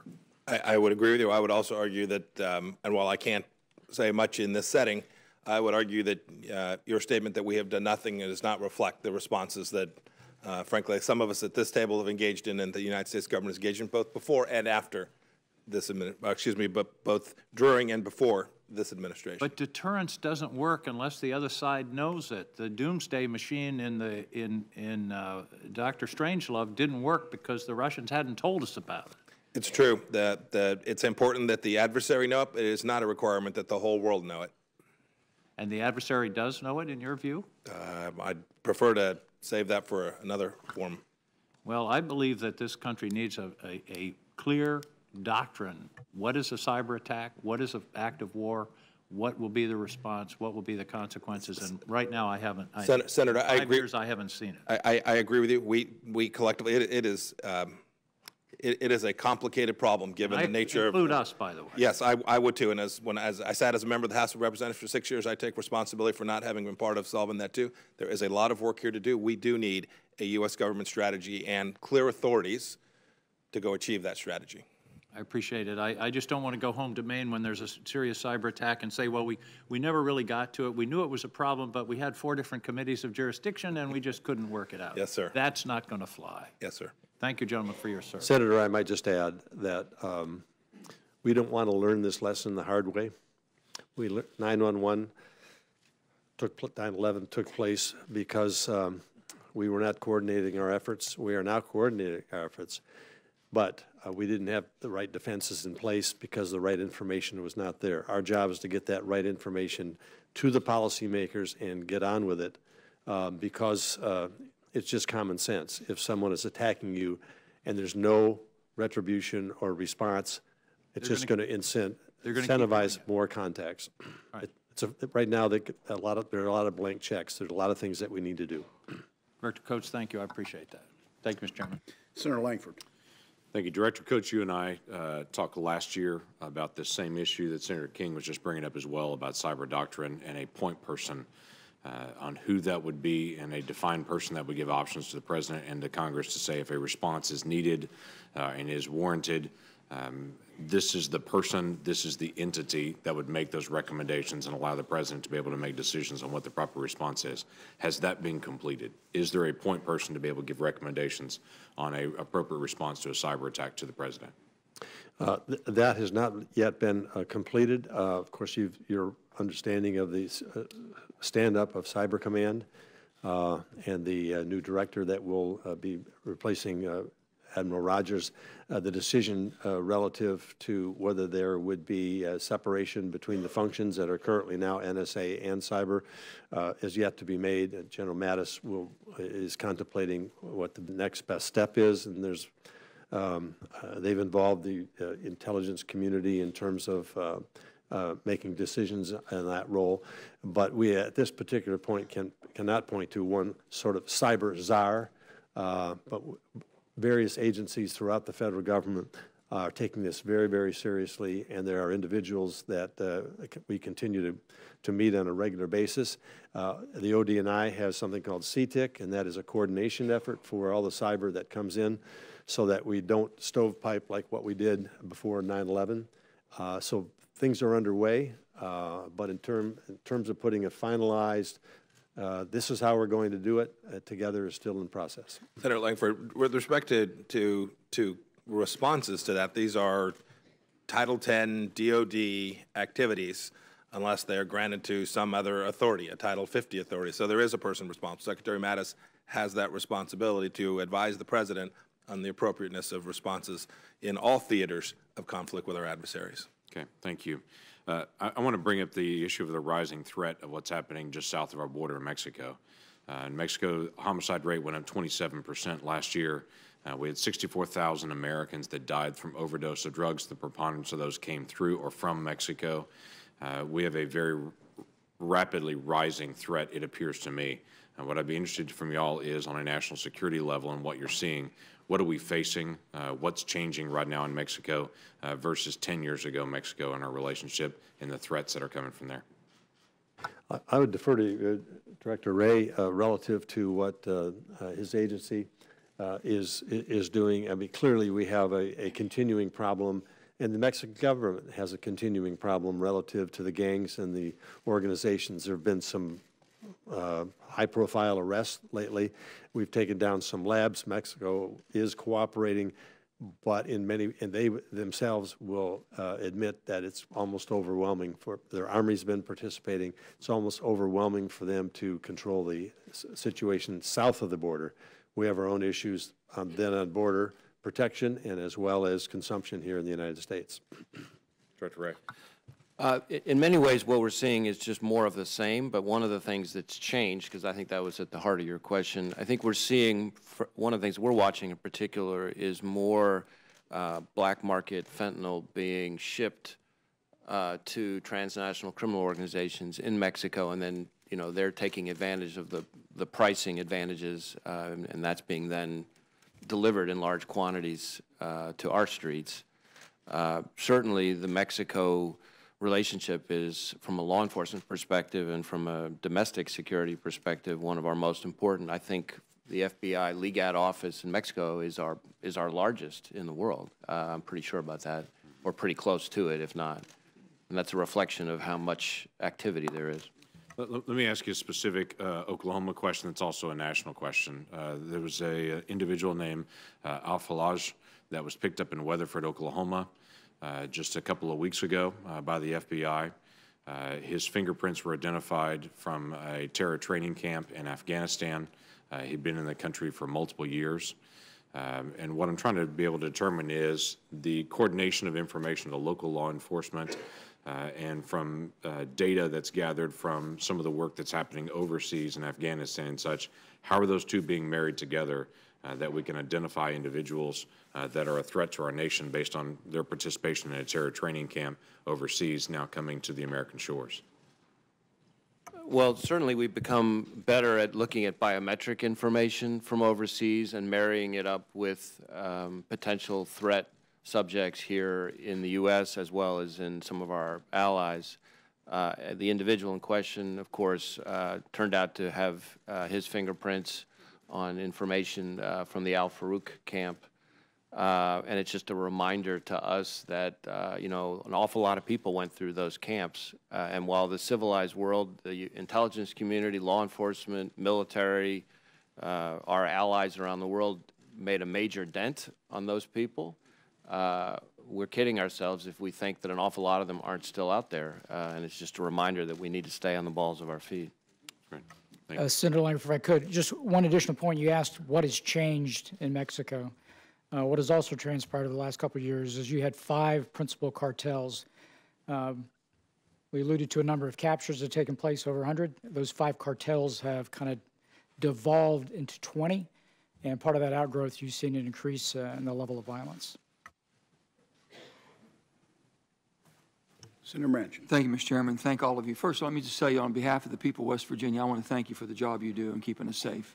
The professionalism, and we have all the utmost confidence in what you're doing and hope to be able to support even further. But thank you. The people really do appreciate it, and we appreciate the service you're giving. Director Coates, I think you and I both were in the Senate at the same time when Mike Mullen, then Admiral Mullen, said that the greatest threat we face. I was just on Armed Services. You were on Intelligence at that time, and we were trying to find out what the greatest threat the United States faces. And I was thinking of another country, whether it be Russia, China, or whatever. And he didn't hesitate when he said that the threat of our nation, the greatest threat, is the death of our nation. And I think you just reiterated that in your opening remarks. Director, I was a little bit missed about the report, the Worldwide Threat Assessment. You didn't mention the debt in here. It wasn't in the report as a threat to the nation.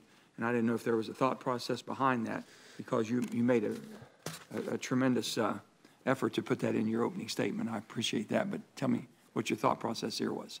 Well, my thought process was that I'm getting a little bit out of my lane in terms of what I'm supposed to do, but I felt that I mean, you do think it's a threat. It's not in this assessment. It's a threat that, yeah, it's something that Congress needs to deal with, and I didn't want to come back and preach at you. I got you.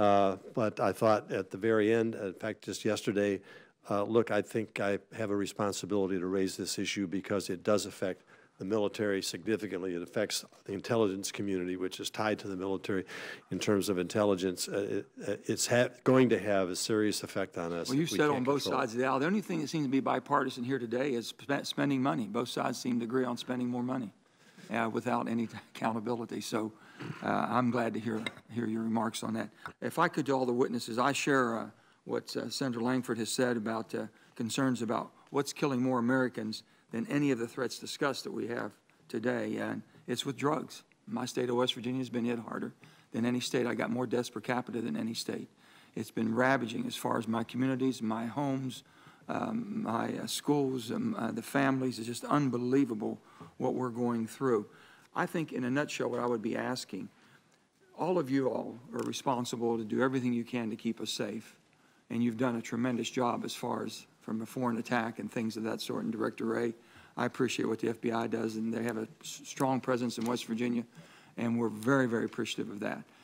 What type of efforts from each one of your agencies have you spent as far as drugs and fighting the drug infestation highest on your priority list, one of your greatest dangers, or is it just part of the overall scheme of things? And well, just speaking for the intelligence, just speaking for the intelligence community, it is a high priority for us. We mentioned it in our threat assessment here, and so we are the collectors of foreign sources at transnational organizations, et cetera. What it's coming from overseas, whether it's coming from Afghanistan, whether it's coming from Colombia, what it is, how it's going, and then of course, it is a whole of government because once it penetrates the United States, we then use our domestic agencies to address Director Ray, that. as far as in the FBI, because you're on the front line, you're here on the homeland, and what do you think? What can we do to help? Well, I think on the good news side, in a country that's often very divided, this is one issue, as far as I can tell, where everybody agrees about what a major threat it is. It covers communities from north to south, from red to blue, from rich to poor, from urban to rural. And I think it has, that's the good news. The bad news is it's grown to a point where there's no one agency or one approach that's going to solve the problem. So we're doing our part. Some of the things that we're able to do, we're focusing particularly on gatekeepers because a lot of this is coming through medical professionals and pharmacies. And so we're using intelligence-driven operations there, various initiatives. We have a prescription drug initiative that's focused on that part of it. We're partnering with our foreign counterparts. We're working with DEA, state and local law enforcement, et cetera. We're also trying to do things to raise awareness. We did a video with DEA called Chasing the Dragon, which has, kind of been shown in schools around the country. But this is a multidisciplinary problem. My time is short. Yeah. If I could just ask this question, maybe whoever wants to answer this one. Based on what we know and the way we distribute money to for foreign aid to different countries, knowing that a lot of the countries we distribute aid to is basically permitting this type of scourge coming to our country as far as in the form of drugs. Have you all thought and considered and making recommendations that we hold them hostage, if you will, or liable basically to the money they're receiving from the United States for the best of intentions? But that best of intentions is their fight against drugs coming to our country when we know it's coming from whether it be China, Afghanistan, Iraq, wherever it may be coming from, Mexico, and all the South American countries. We should hold that. I mean, I've never seen it. We're going to lose a whole generation in West Virginia. I have 10,000 jobs I can't fill. The United States has 3 million jobs we can't fill, and most of it is around drugs. So this is what we're asking for. This has got to be all hands on deck. I don't know if anybody wants to. Do you all have that as a high priority? Does anyone believe we should withhold foreign aid to countries that basically we know have illicit drugs coming to our country? Senator, I'll answer this. I think the United States should use every tool, whether that's foreign aid or other tools. It seems like money talks. To get these, and that's exactly right, to get these nations that this is coming from to put it as a priority for their country too. Some don't have the capacity to fix it. That is, it's a problem that's bigger than their nation. But we ought to, we should be unafraid to use the leverage that comes with our generosity from the American taxpayer to ensure that these countries are doing everything they can to prevent drugs from coming from their country to ours. Thank you. I appreciate it. As you do know, we do provide efforts within countries to help them eradicate. It hasn't been totally successful, but that is one way in which we use some of that aid if it's directly contributed to the eradication of drugs. Thank you all. Thank you, gentlemen, for your appearance, and thanks to all the men and women who you represent and the work they do for our country. Mr. Ray, are you aware of a gentleman by the name of Oleg Deripaska? I've heard the name. Is it fair to call him a Putin-linked Russian oligarch? Well, I'll leave that characterization to others, and certainly not in this setting. Chuck Grassley, the chairman of the Judiciary Committee, last week sent a letter to a London-based lawyer who represents Mr. Deripaska and asked if Christopher Steele was employed either directly or indirectly by Oleg Deripaska at the time he was writing the so-called Steele dossier. Do you know if Christopher Steele worked for Oleg Deripaska? That's not something I can answer. Could we discuss it in the classified setting? There might be more we could say there. Thank you. And maybe we'll hear back from the lawyer in London as well to give us a straight answer. Jim Comey testified before this committee in an open setting last summer, and he referred to the Steele dossier as salacious and unverified. Does that remain the FBI's position? I think maybe there's more we can talk about this afternoon on that. Okay, thank you. I'd like to turn my attention to the threat posed by China and specifically Chinese telecom companies. Senator Rubio spoke earlier, and I agree with what he said about the threat of a rising China and also the threat of Confucius centers. There's also the threat that telecom companies, specifically Huawei and ZTE, but also Unicom and Telecom, pose to our country. That's why I've introduced legislation with Senator Cornyn and Senator Rubio to say the U.S. government can't use Huawei or ZTE, and that the U.S. government can't use companies that use them. And I'm glad that some companies like Verizon and AT&T, among others, have taken this threat seriously. Could you explain what the risk is that we face from ZTE and Huawei being used in the United States, especially here in this public setting, the risk that companies, state governments, local governments might face if they use Huawei or ZTE products and services? I think probably the simplest way to put it in this setting would be that we're deeply concerned about the risks of allowing any company or entity that is beholden to foreign governments that don't share our values to gain positions of power inside our telecommunications networks. That provides the capacity to exert pressure or control over our telecommunications infrastructure. It provides the capacity to maliciously modify or steal information, and it provides the capacity to conduct undetected espionage. So at a 100,000-foot level, at least in this setting, those are the kinds of things that worry us. I will say, like you, Senator, we've been gratified, I think, to date by the response of the large U.S. telecommunications providers to our trying to raise awareness on this issue. But I also recognize that the competitive pressures are building, and so it's something that I think we have to be very vigilant about and continue, as you all are doing, to raise awareness about. Admiral Rogers, would you care to add anything about the threat posed by Huawei? And I would agree with Director Ray's characterization here, and this is a challenge I think that's only going to increase, not lessen over time for us. So you would suggest to mayors, county judges, university presidents, state legislatures to look warily if Huawei or ZTE comes bearing gifts to them? I would say you need to look long and hard at companies like this. All the witnesses, I'd like to address this question to you. Will you please raise your hand if you would use products or services from Huawei or ZTE? None of you would. You obviously lead intelligence services, so that's something of a biased question. Raise your hand if you would recommend that private American citizens use Huawei or ZTE products or services. None of you, again, are raising your hand. Thank you for that. Finally, I'd like to turn to a question, Director Pompeo, that's been in the news in the last few hours. There are reports that over 200 Russian mercenaries were killed in eastern Syria. Can you confirm or deny those reports? Senator Cotton, I'll leave to the Department of Defense to talk about what transpired there. I can say this, from an intelligence perspective, we have seen in multiple instances foreign forces using mercenaries in battles that will begin to approach the United States. General Ashley, since you represent the Department of Defense, would you like to confirm or deny? Yeah, if we could take that to a closed session, Senator, I think we can lay out a rather interesting fabric of what is Syria and what transpired over the last week. We can address that in the afternoon. Director Pompeo, to come back as a general matter, can I ask, is massing and maneuvering forces against a location where U.S. personnel are present in Syria a good way to get yourself killed?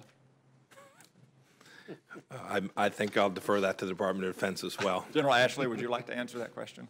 So that does make you more susceptible. I would leave that also to the operational commander, but you are at greater risk when you start to mass in that situation. Not a good idea if you want to have a long and fruitful life. Thank you.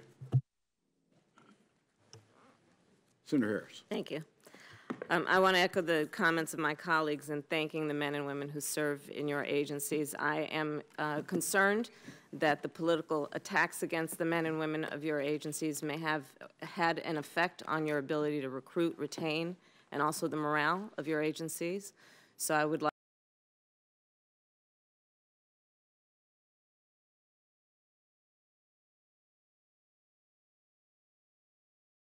keeping us safe. Director Wray, Chairman Nunes's memo included sensitive FISA information regarding a person who worked on the president's campaign. According to the White House statement, the president was the one who authorized the memo's declassification. Do you believe there is an actual, or at least the appearance of a conflict of interest when the president is put in charge of declassifying information that could complicate an ongoing investigation into his own campaign? Well, Senator, as we've been very clear what our view was about the disclosure and accuracy of the memo in question, but I do think it's the President's role as Commander-in-Chief under the rule that was invoked to object or not to the declassification. So I think that, that is the President's responsibility. Regardless of whether there is an appearance or actual conflict of interest? Well, I leave it to others to characterize whether there's an appearance or actual conflict of interest, but I think the President was fulfilling his responsibility in that situation. If the President asked you tomorrow to hand over to him additional sensitive FBI information on the investigations into his campaign, would you give it to him?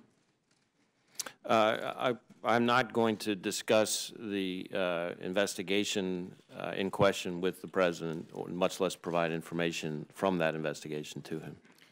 And if he received that information and then wanted to declassify it, would he have the ability to do that from your perspective?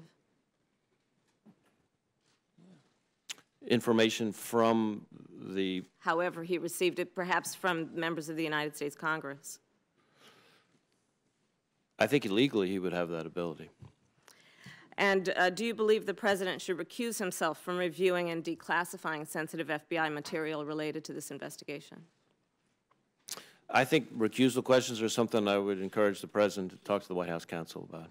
And has the FBI done any kind of legal analysis on these questions? Well, happily, I'm no longer in the business of doing legal analysis. I now get to be a client.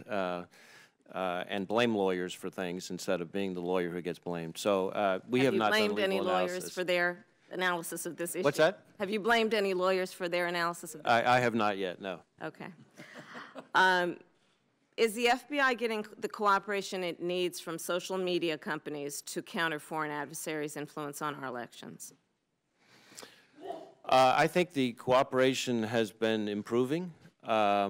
I think we're continuing to work with the social media companies to try to see how we can raise their awareness so that they can share information with us and vice versa.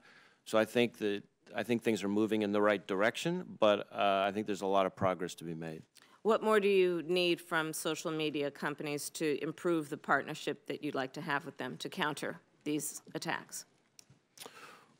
Well, I mean, I think we always like to have more information shared more quickly from their end, but I think from their perspective, it's a dialogue. They're looking to get information from us about what it is we see so that they can give responsive information. So I think we're working through those issues. Do you believe that the social media companies have enough employees that have the appropriate security clearance to make these partnerships real? That's not an issue I've evaluated, but I'd happy to take a look at it. Please do and follow up with the committee. Director Coates, one of the things that makes guarding against foreign intelligence threats on social media so complex is that the threat originates overseas, and so that would be within the jurisdiction of the CIA and the NSA. And then it comes to our shores, and then it passes on to the FBI and also the social media companies themselves. I'm not aware of any written IC strategy on how we would confront the threat to social media. Does such a strategy exist in writing? I would have to get back with you on that. I'd be happy to look into it. From my perspective right now, a written strategy, specific strategy is not in place, but I want to check on that. Okay, please do follow up. And also, last year, Congress passed a bipartisan Russia sanctions bill.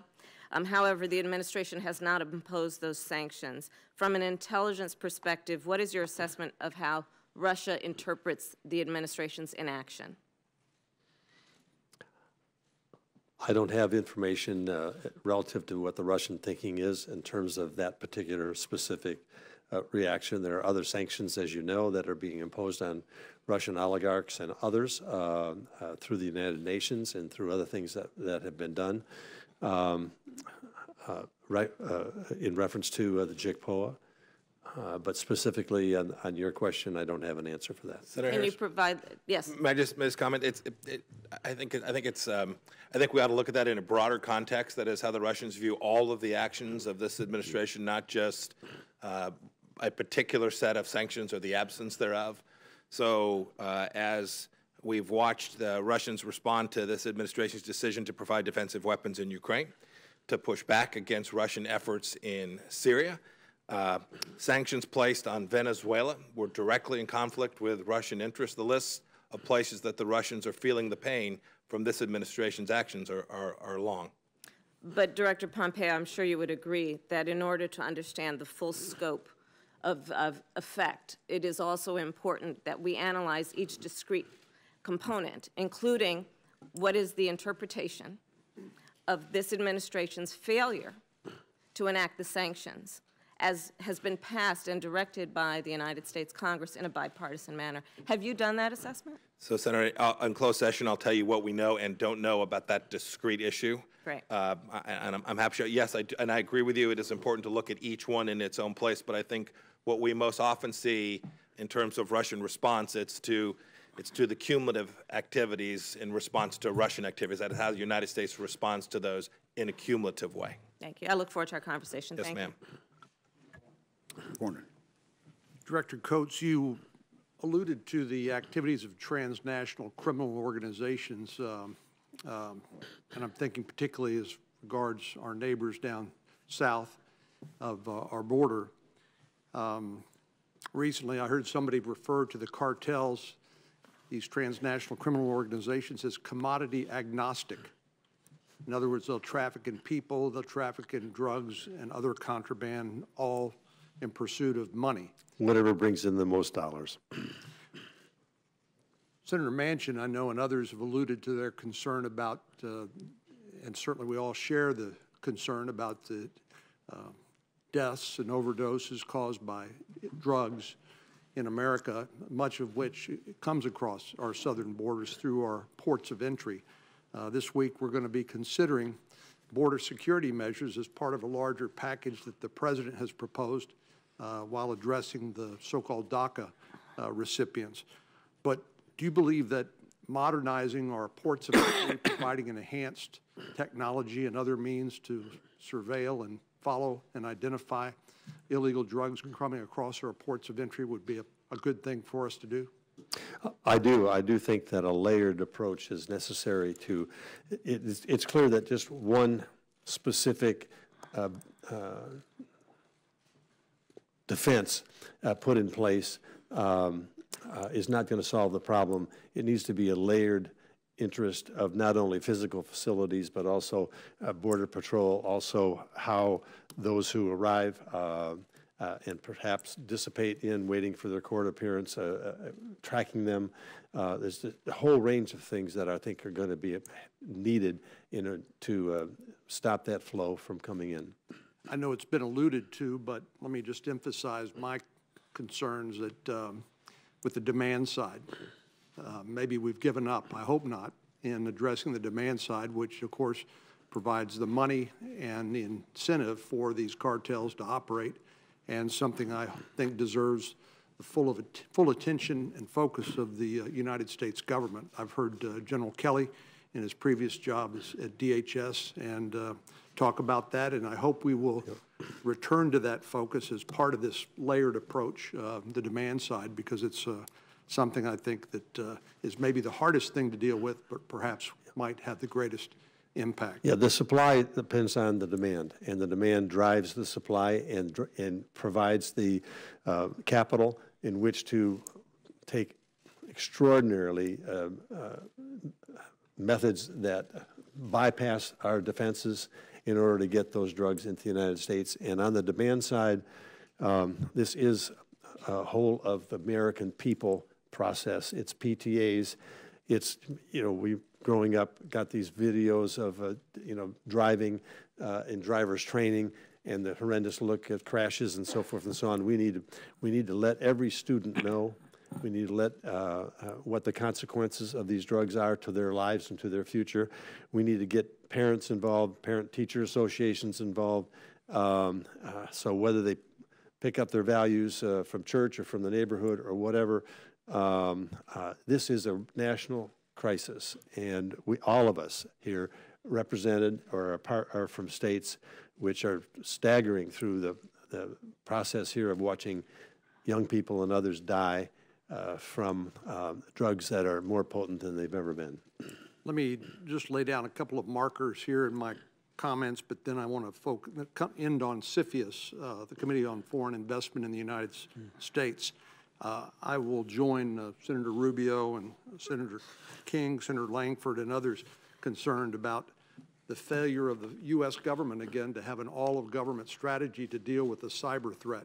I have no doubt in my mind that we have superior capabilities, and but they're stovepiped, and I don't think the policymakers are doing a good enough job, and I think it's incumbent upon us to try to provide some policy guidance so that you and others in the intelligence community and the national security apparatus can address this threat in a way that needs to be addressed. Our adversaries don't suffer from a lack of an all-of-government policy.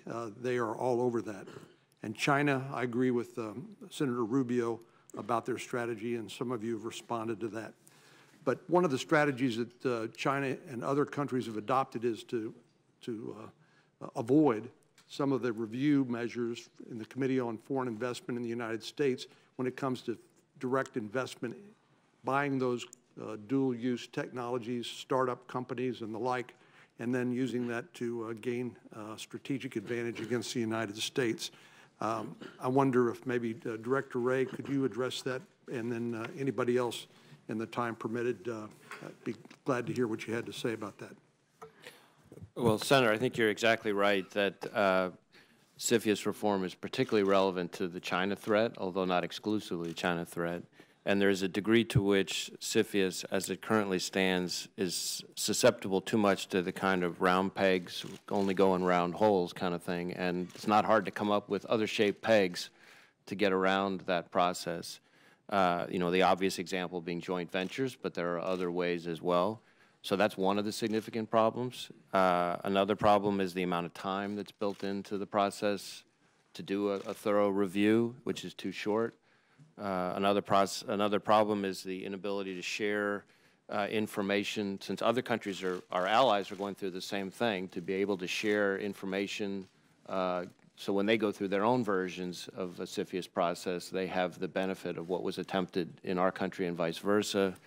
And I think in general, we need to take a more strategic perspective on China's efforts to use acquisitions and other types of business ventures, as opposed to just a tactical looking only within the four corners of one particular transaction. So if I could, because the director laid out really kind of the bigger issue at the strategic level, and for us at DIA, we're kind of taking on the tactical. So we're the ones that are right about ready to penetrate the line. So if you look at supply chain risk management, we actually run the Threat Analysis Center that is hooked into CFIUS, and so we bring the services together and look at supply chain risk management for CI issues associated with whomever may get a contract and ties back to China and other nations. But you allude to the fact that every case for CFIUS for us comes back and we take a look at it. We get about 3 days with it. We could use more time to make more, really more thorough scrub. Thank you. Thank you. Senator Reid. Thank you, Mr. Chairman. I apologize for being late. We had a simultaneous hearing in the Observers Committee on SOCOM. But all morning, gentlemen, we've heard the story of Russia influencing our campaigns and indeed in the current campaign for the midterms. So let me begin with Mr. Ray and say, has the President directed you and your agency to take specific actions to confront and blunt Russian influence activities that are ongoing? We're taking a lot of specific efforts to blunt Russian efforts. Directed by the President? Not as specifically directed by the President. Okay. Director Pompeo, have you received a specific presidential direction to take steps to disrupt these activities? Could you put on? I'm sorry. I'm not sure how specific. I mean, the President's made very clear we have an obligation from our perspective, from foreign intelligence perspective, to do everything we can to make sure that there's a deep and thorough understanding of every threat, including threats from Russia. But as he singled out the Russian threat, which appears to be critical to this election coming up, I know there are threats from many different vectors, but have you received a specific threat, i.e. it's very important to him to get this done correctly? Yeah, I think the President's been very clear that he has asked our agency to cooperate with each of the investigations that's ongoing and do everything we can to ensure that we thoroughly understand this potential threat. Director Coates, have you received a specific directive to take specific steps to disrupt and understand first and then disrupt Russian activities directed at our elections in 2018?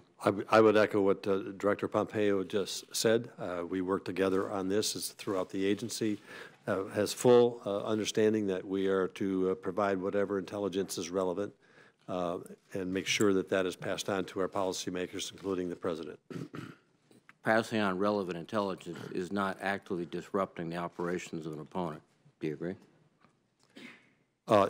No, we pass it on and they make the decisions of how to implement it. As the Director of Intelligence, have you are aware of or leading an interagency and intergovernmental working group that is tasked with countering Russian activities, not merely reporting on it, but tasked with countering those activities? Are you aware of any type of interagency group, any intergovernmental groups, since state elections are critical or state elected officials are critical? Well, we essentially are relying on the investigations that are underway.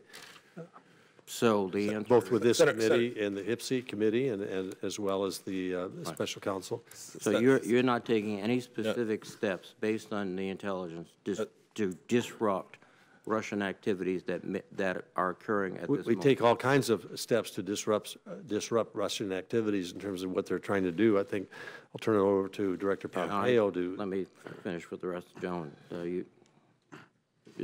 you finished, Mr. Director Coates? Yes. Thank you. Thank you, sir. Yeah, Senator Reid, we have a significant effort. I'm happy to talk to you about in closed section. The CIA is, and it is not just our effort. It is certainly all of IC effort. There may be others participating as well to do our best to push back against this threat. And it's not just the Russian threat. It's Iranians and Chinese. It's a big, broad effort. I understand, Mr. Director. We have mutual threats, but one threat that has been central to our, and you've testified this publicly, the last election there was a Russian influence. This election, they seem to be more prepared. They've learned their lessons. The simple question I pose is, have the President directed the intelligence community in a coordinated effort, not merely to report, but to actively stop this activity? And the answer seems to be, I'm hearing, is the reporting's going on as we're reporting about every threat coming into the United States. Let me get back to, quickly, do any of the other panelists have anything to add on this point? For us, I can't say that I've been explicitly directed to, quote, blunt or actively stop. On the other hand, it's very clear, generate knowledge and insight, help us understand this so we can generate better policy. That clearly, that direction has been very explicit in fairness. But I think, again, you may agree or disagree, collecting intelligence, then acting on it in a coordinated fashion are two different things. Yes, sir. I'd also argue what's our role as intelligence professionals in all this. Let me just end. I've got very few moments remaining. We've talked a lot about China, CFIUS, their involvement in trying to buy companies in the United States. What I think has to be pointed out, too, is they are undertaking a significant national investment in artificial intelligence and quantum computing that is dwarfing anything that the administration is proposing or suggesting.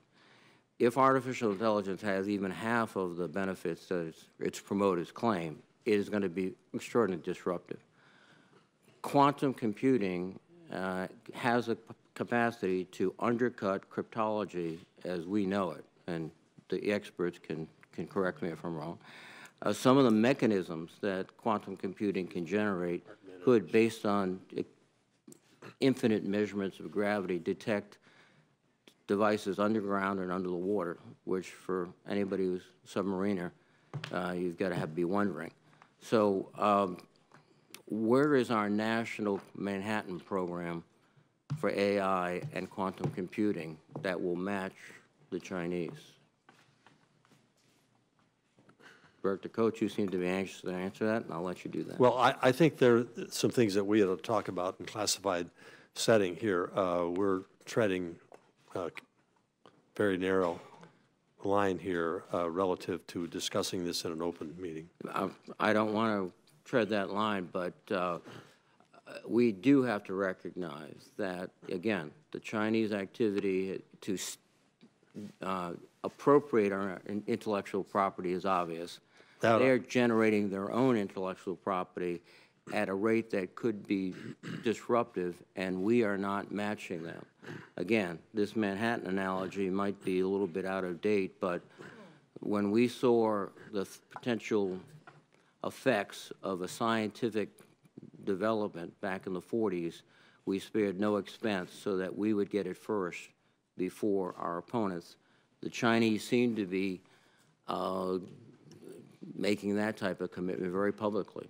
Hundreds, millions, billions of dollars that they've said publicly. They have a plan, and they're working the plan. And we provide that information to the extent that we can collect that information, but just like the Manhattan Project, we don't openly share what steps that we're taking to address it.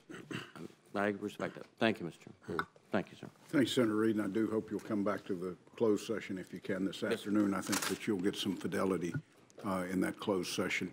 I want to turn to we're about to wrap up. Everybody can look up. There are no more questions. So you don't have to lose eye contact with us, hoping you're not the guy that they're going to ask to answer. You can tell who the newbies are. They've stayed focused on the members the entire time, and the ones that have been here before have been like this. I want to turn to the Vice Chairman. Thank you, Mr. Chairman, and we look forward to seeing you all this afternoon. Robert, we hope to get some overhead questions to you this afternoon. Echoing what we've all said, appreciate your service. But I think we're hearing again a lot of commonality as we think about cyber, misinformation, disinformation. It really is asymmetrical. And one of the things that has struck me is that if you do a rough calculation and add up the costs to Russia in terms of their intervention in America, elections, the Dutch elections where they hand-counted all the ballots, the French elections where Facebook acknowledged taking down 30,000 sites. You add that all together, it's less than the cost of one new F-35 airplane. Pretty good bang for the buck.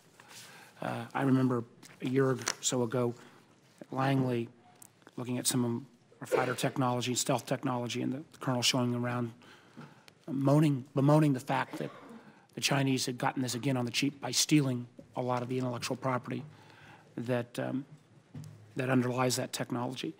And echoing what Senator Reid said, and again, I think this is where we all need to put our heads together.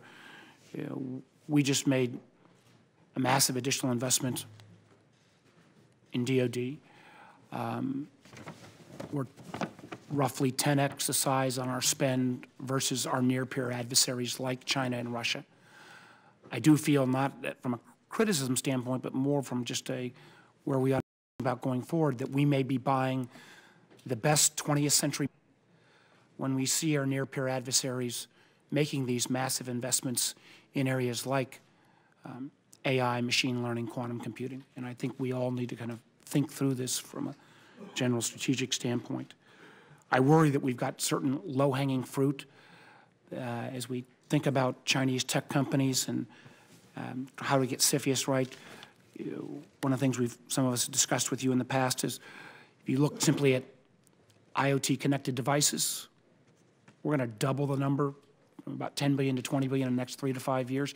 Yet we have no even de minimis security requirements for the federal government purchasing of IoT devices. And I know I've talked with General Ashley on this.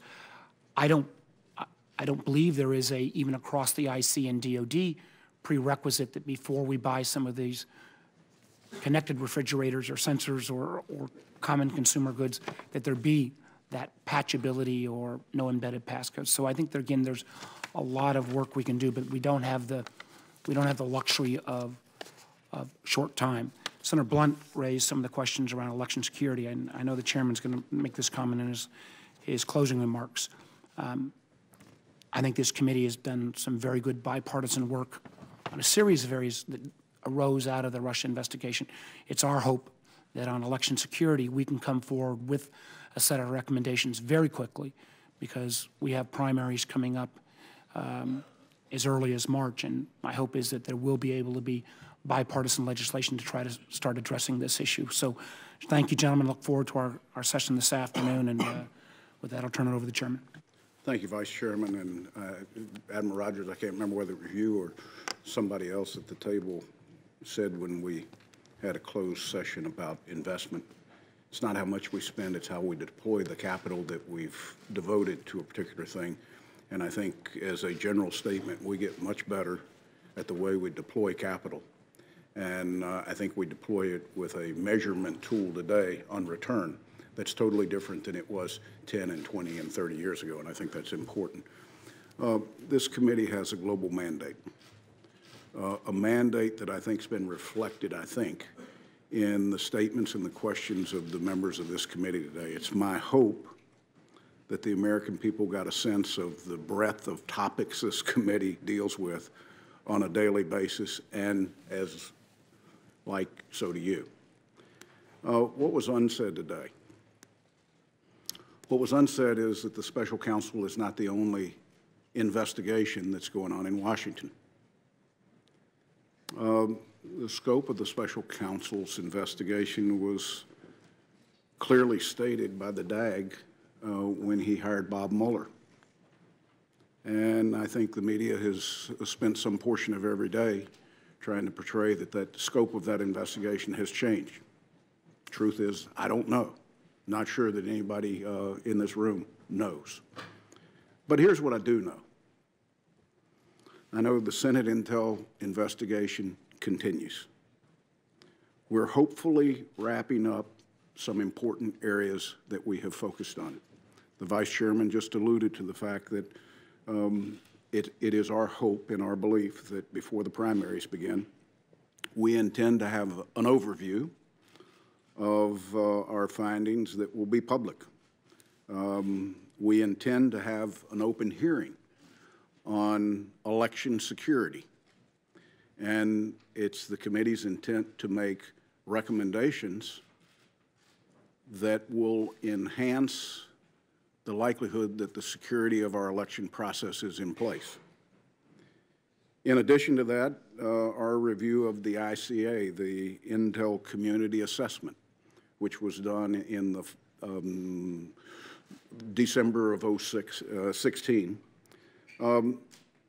We have reviewed in great detail, and we hope to report on what we found to support the findings where it's appropriate, to be critical if in fact we saw areas that we found came up short.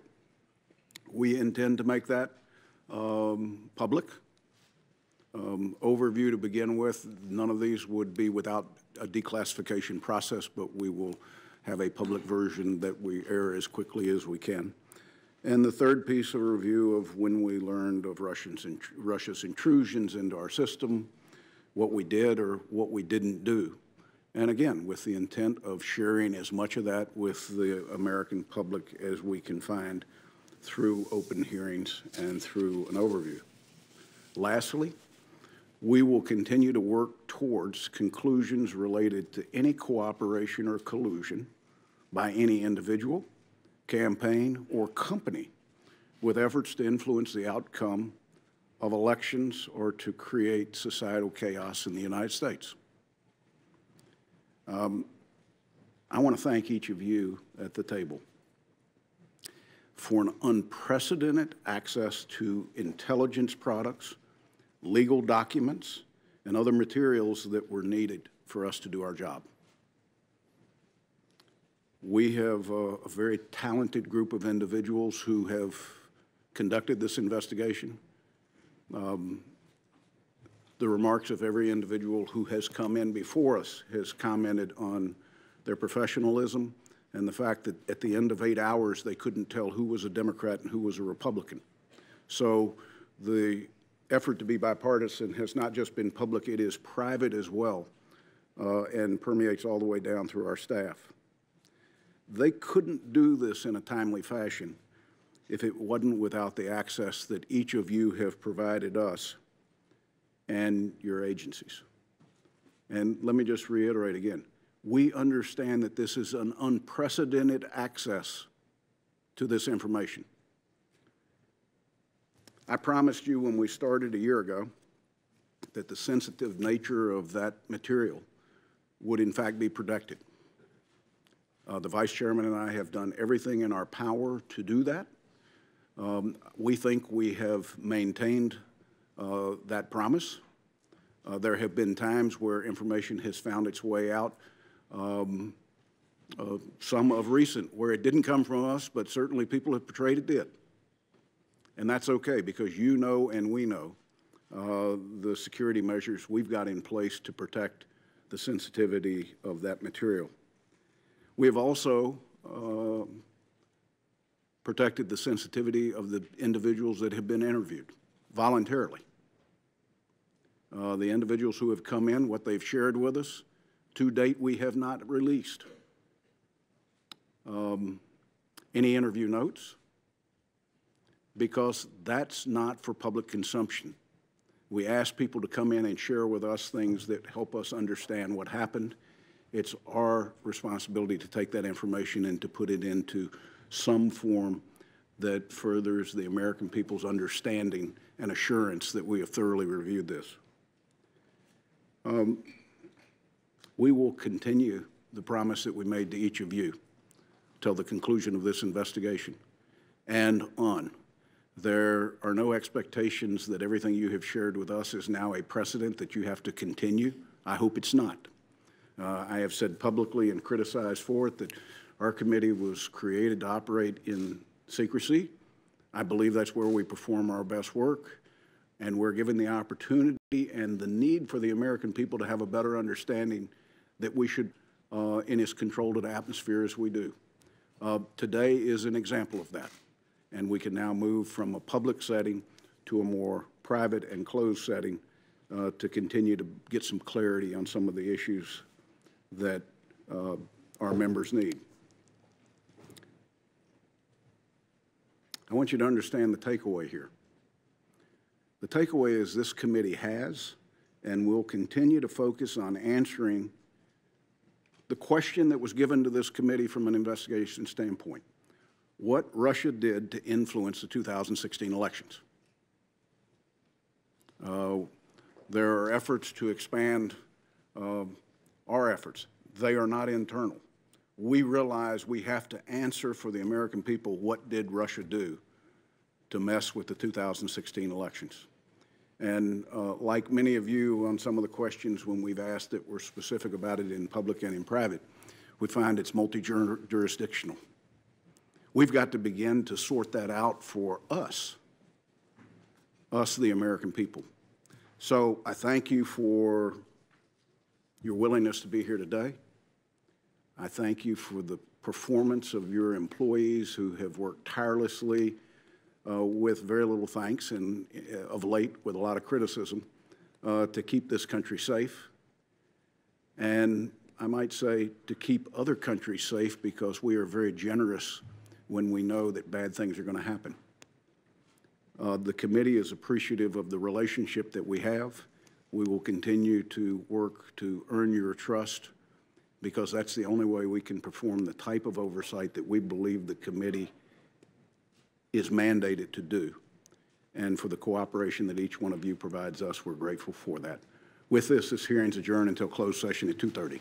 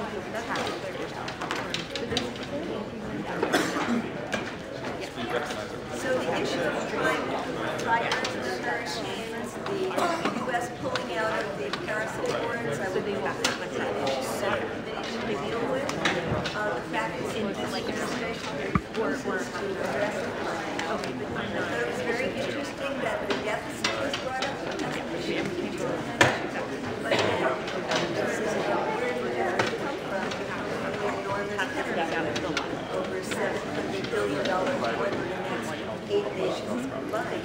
So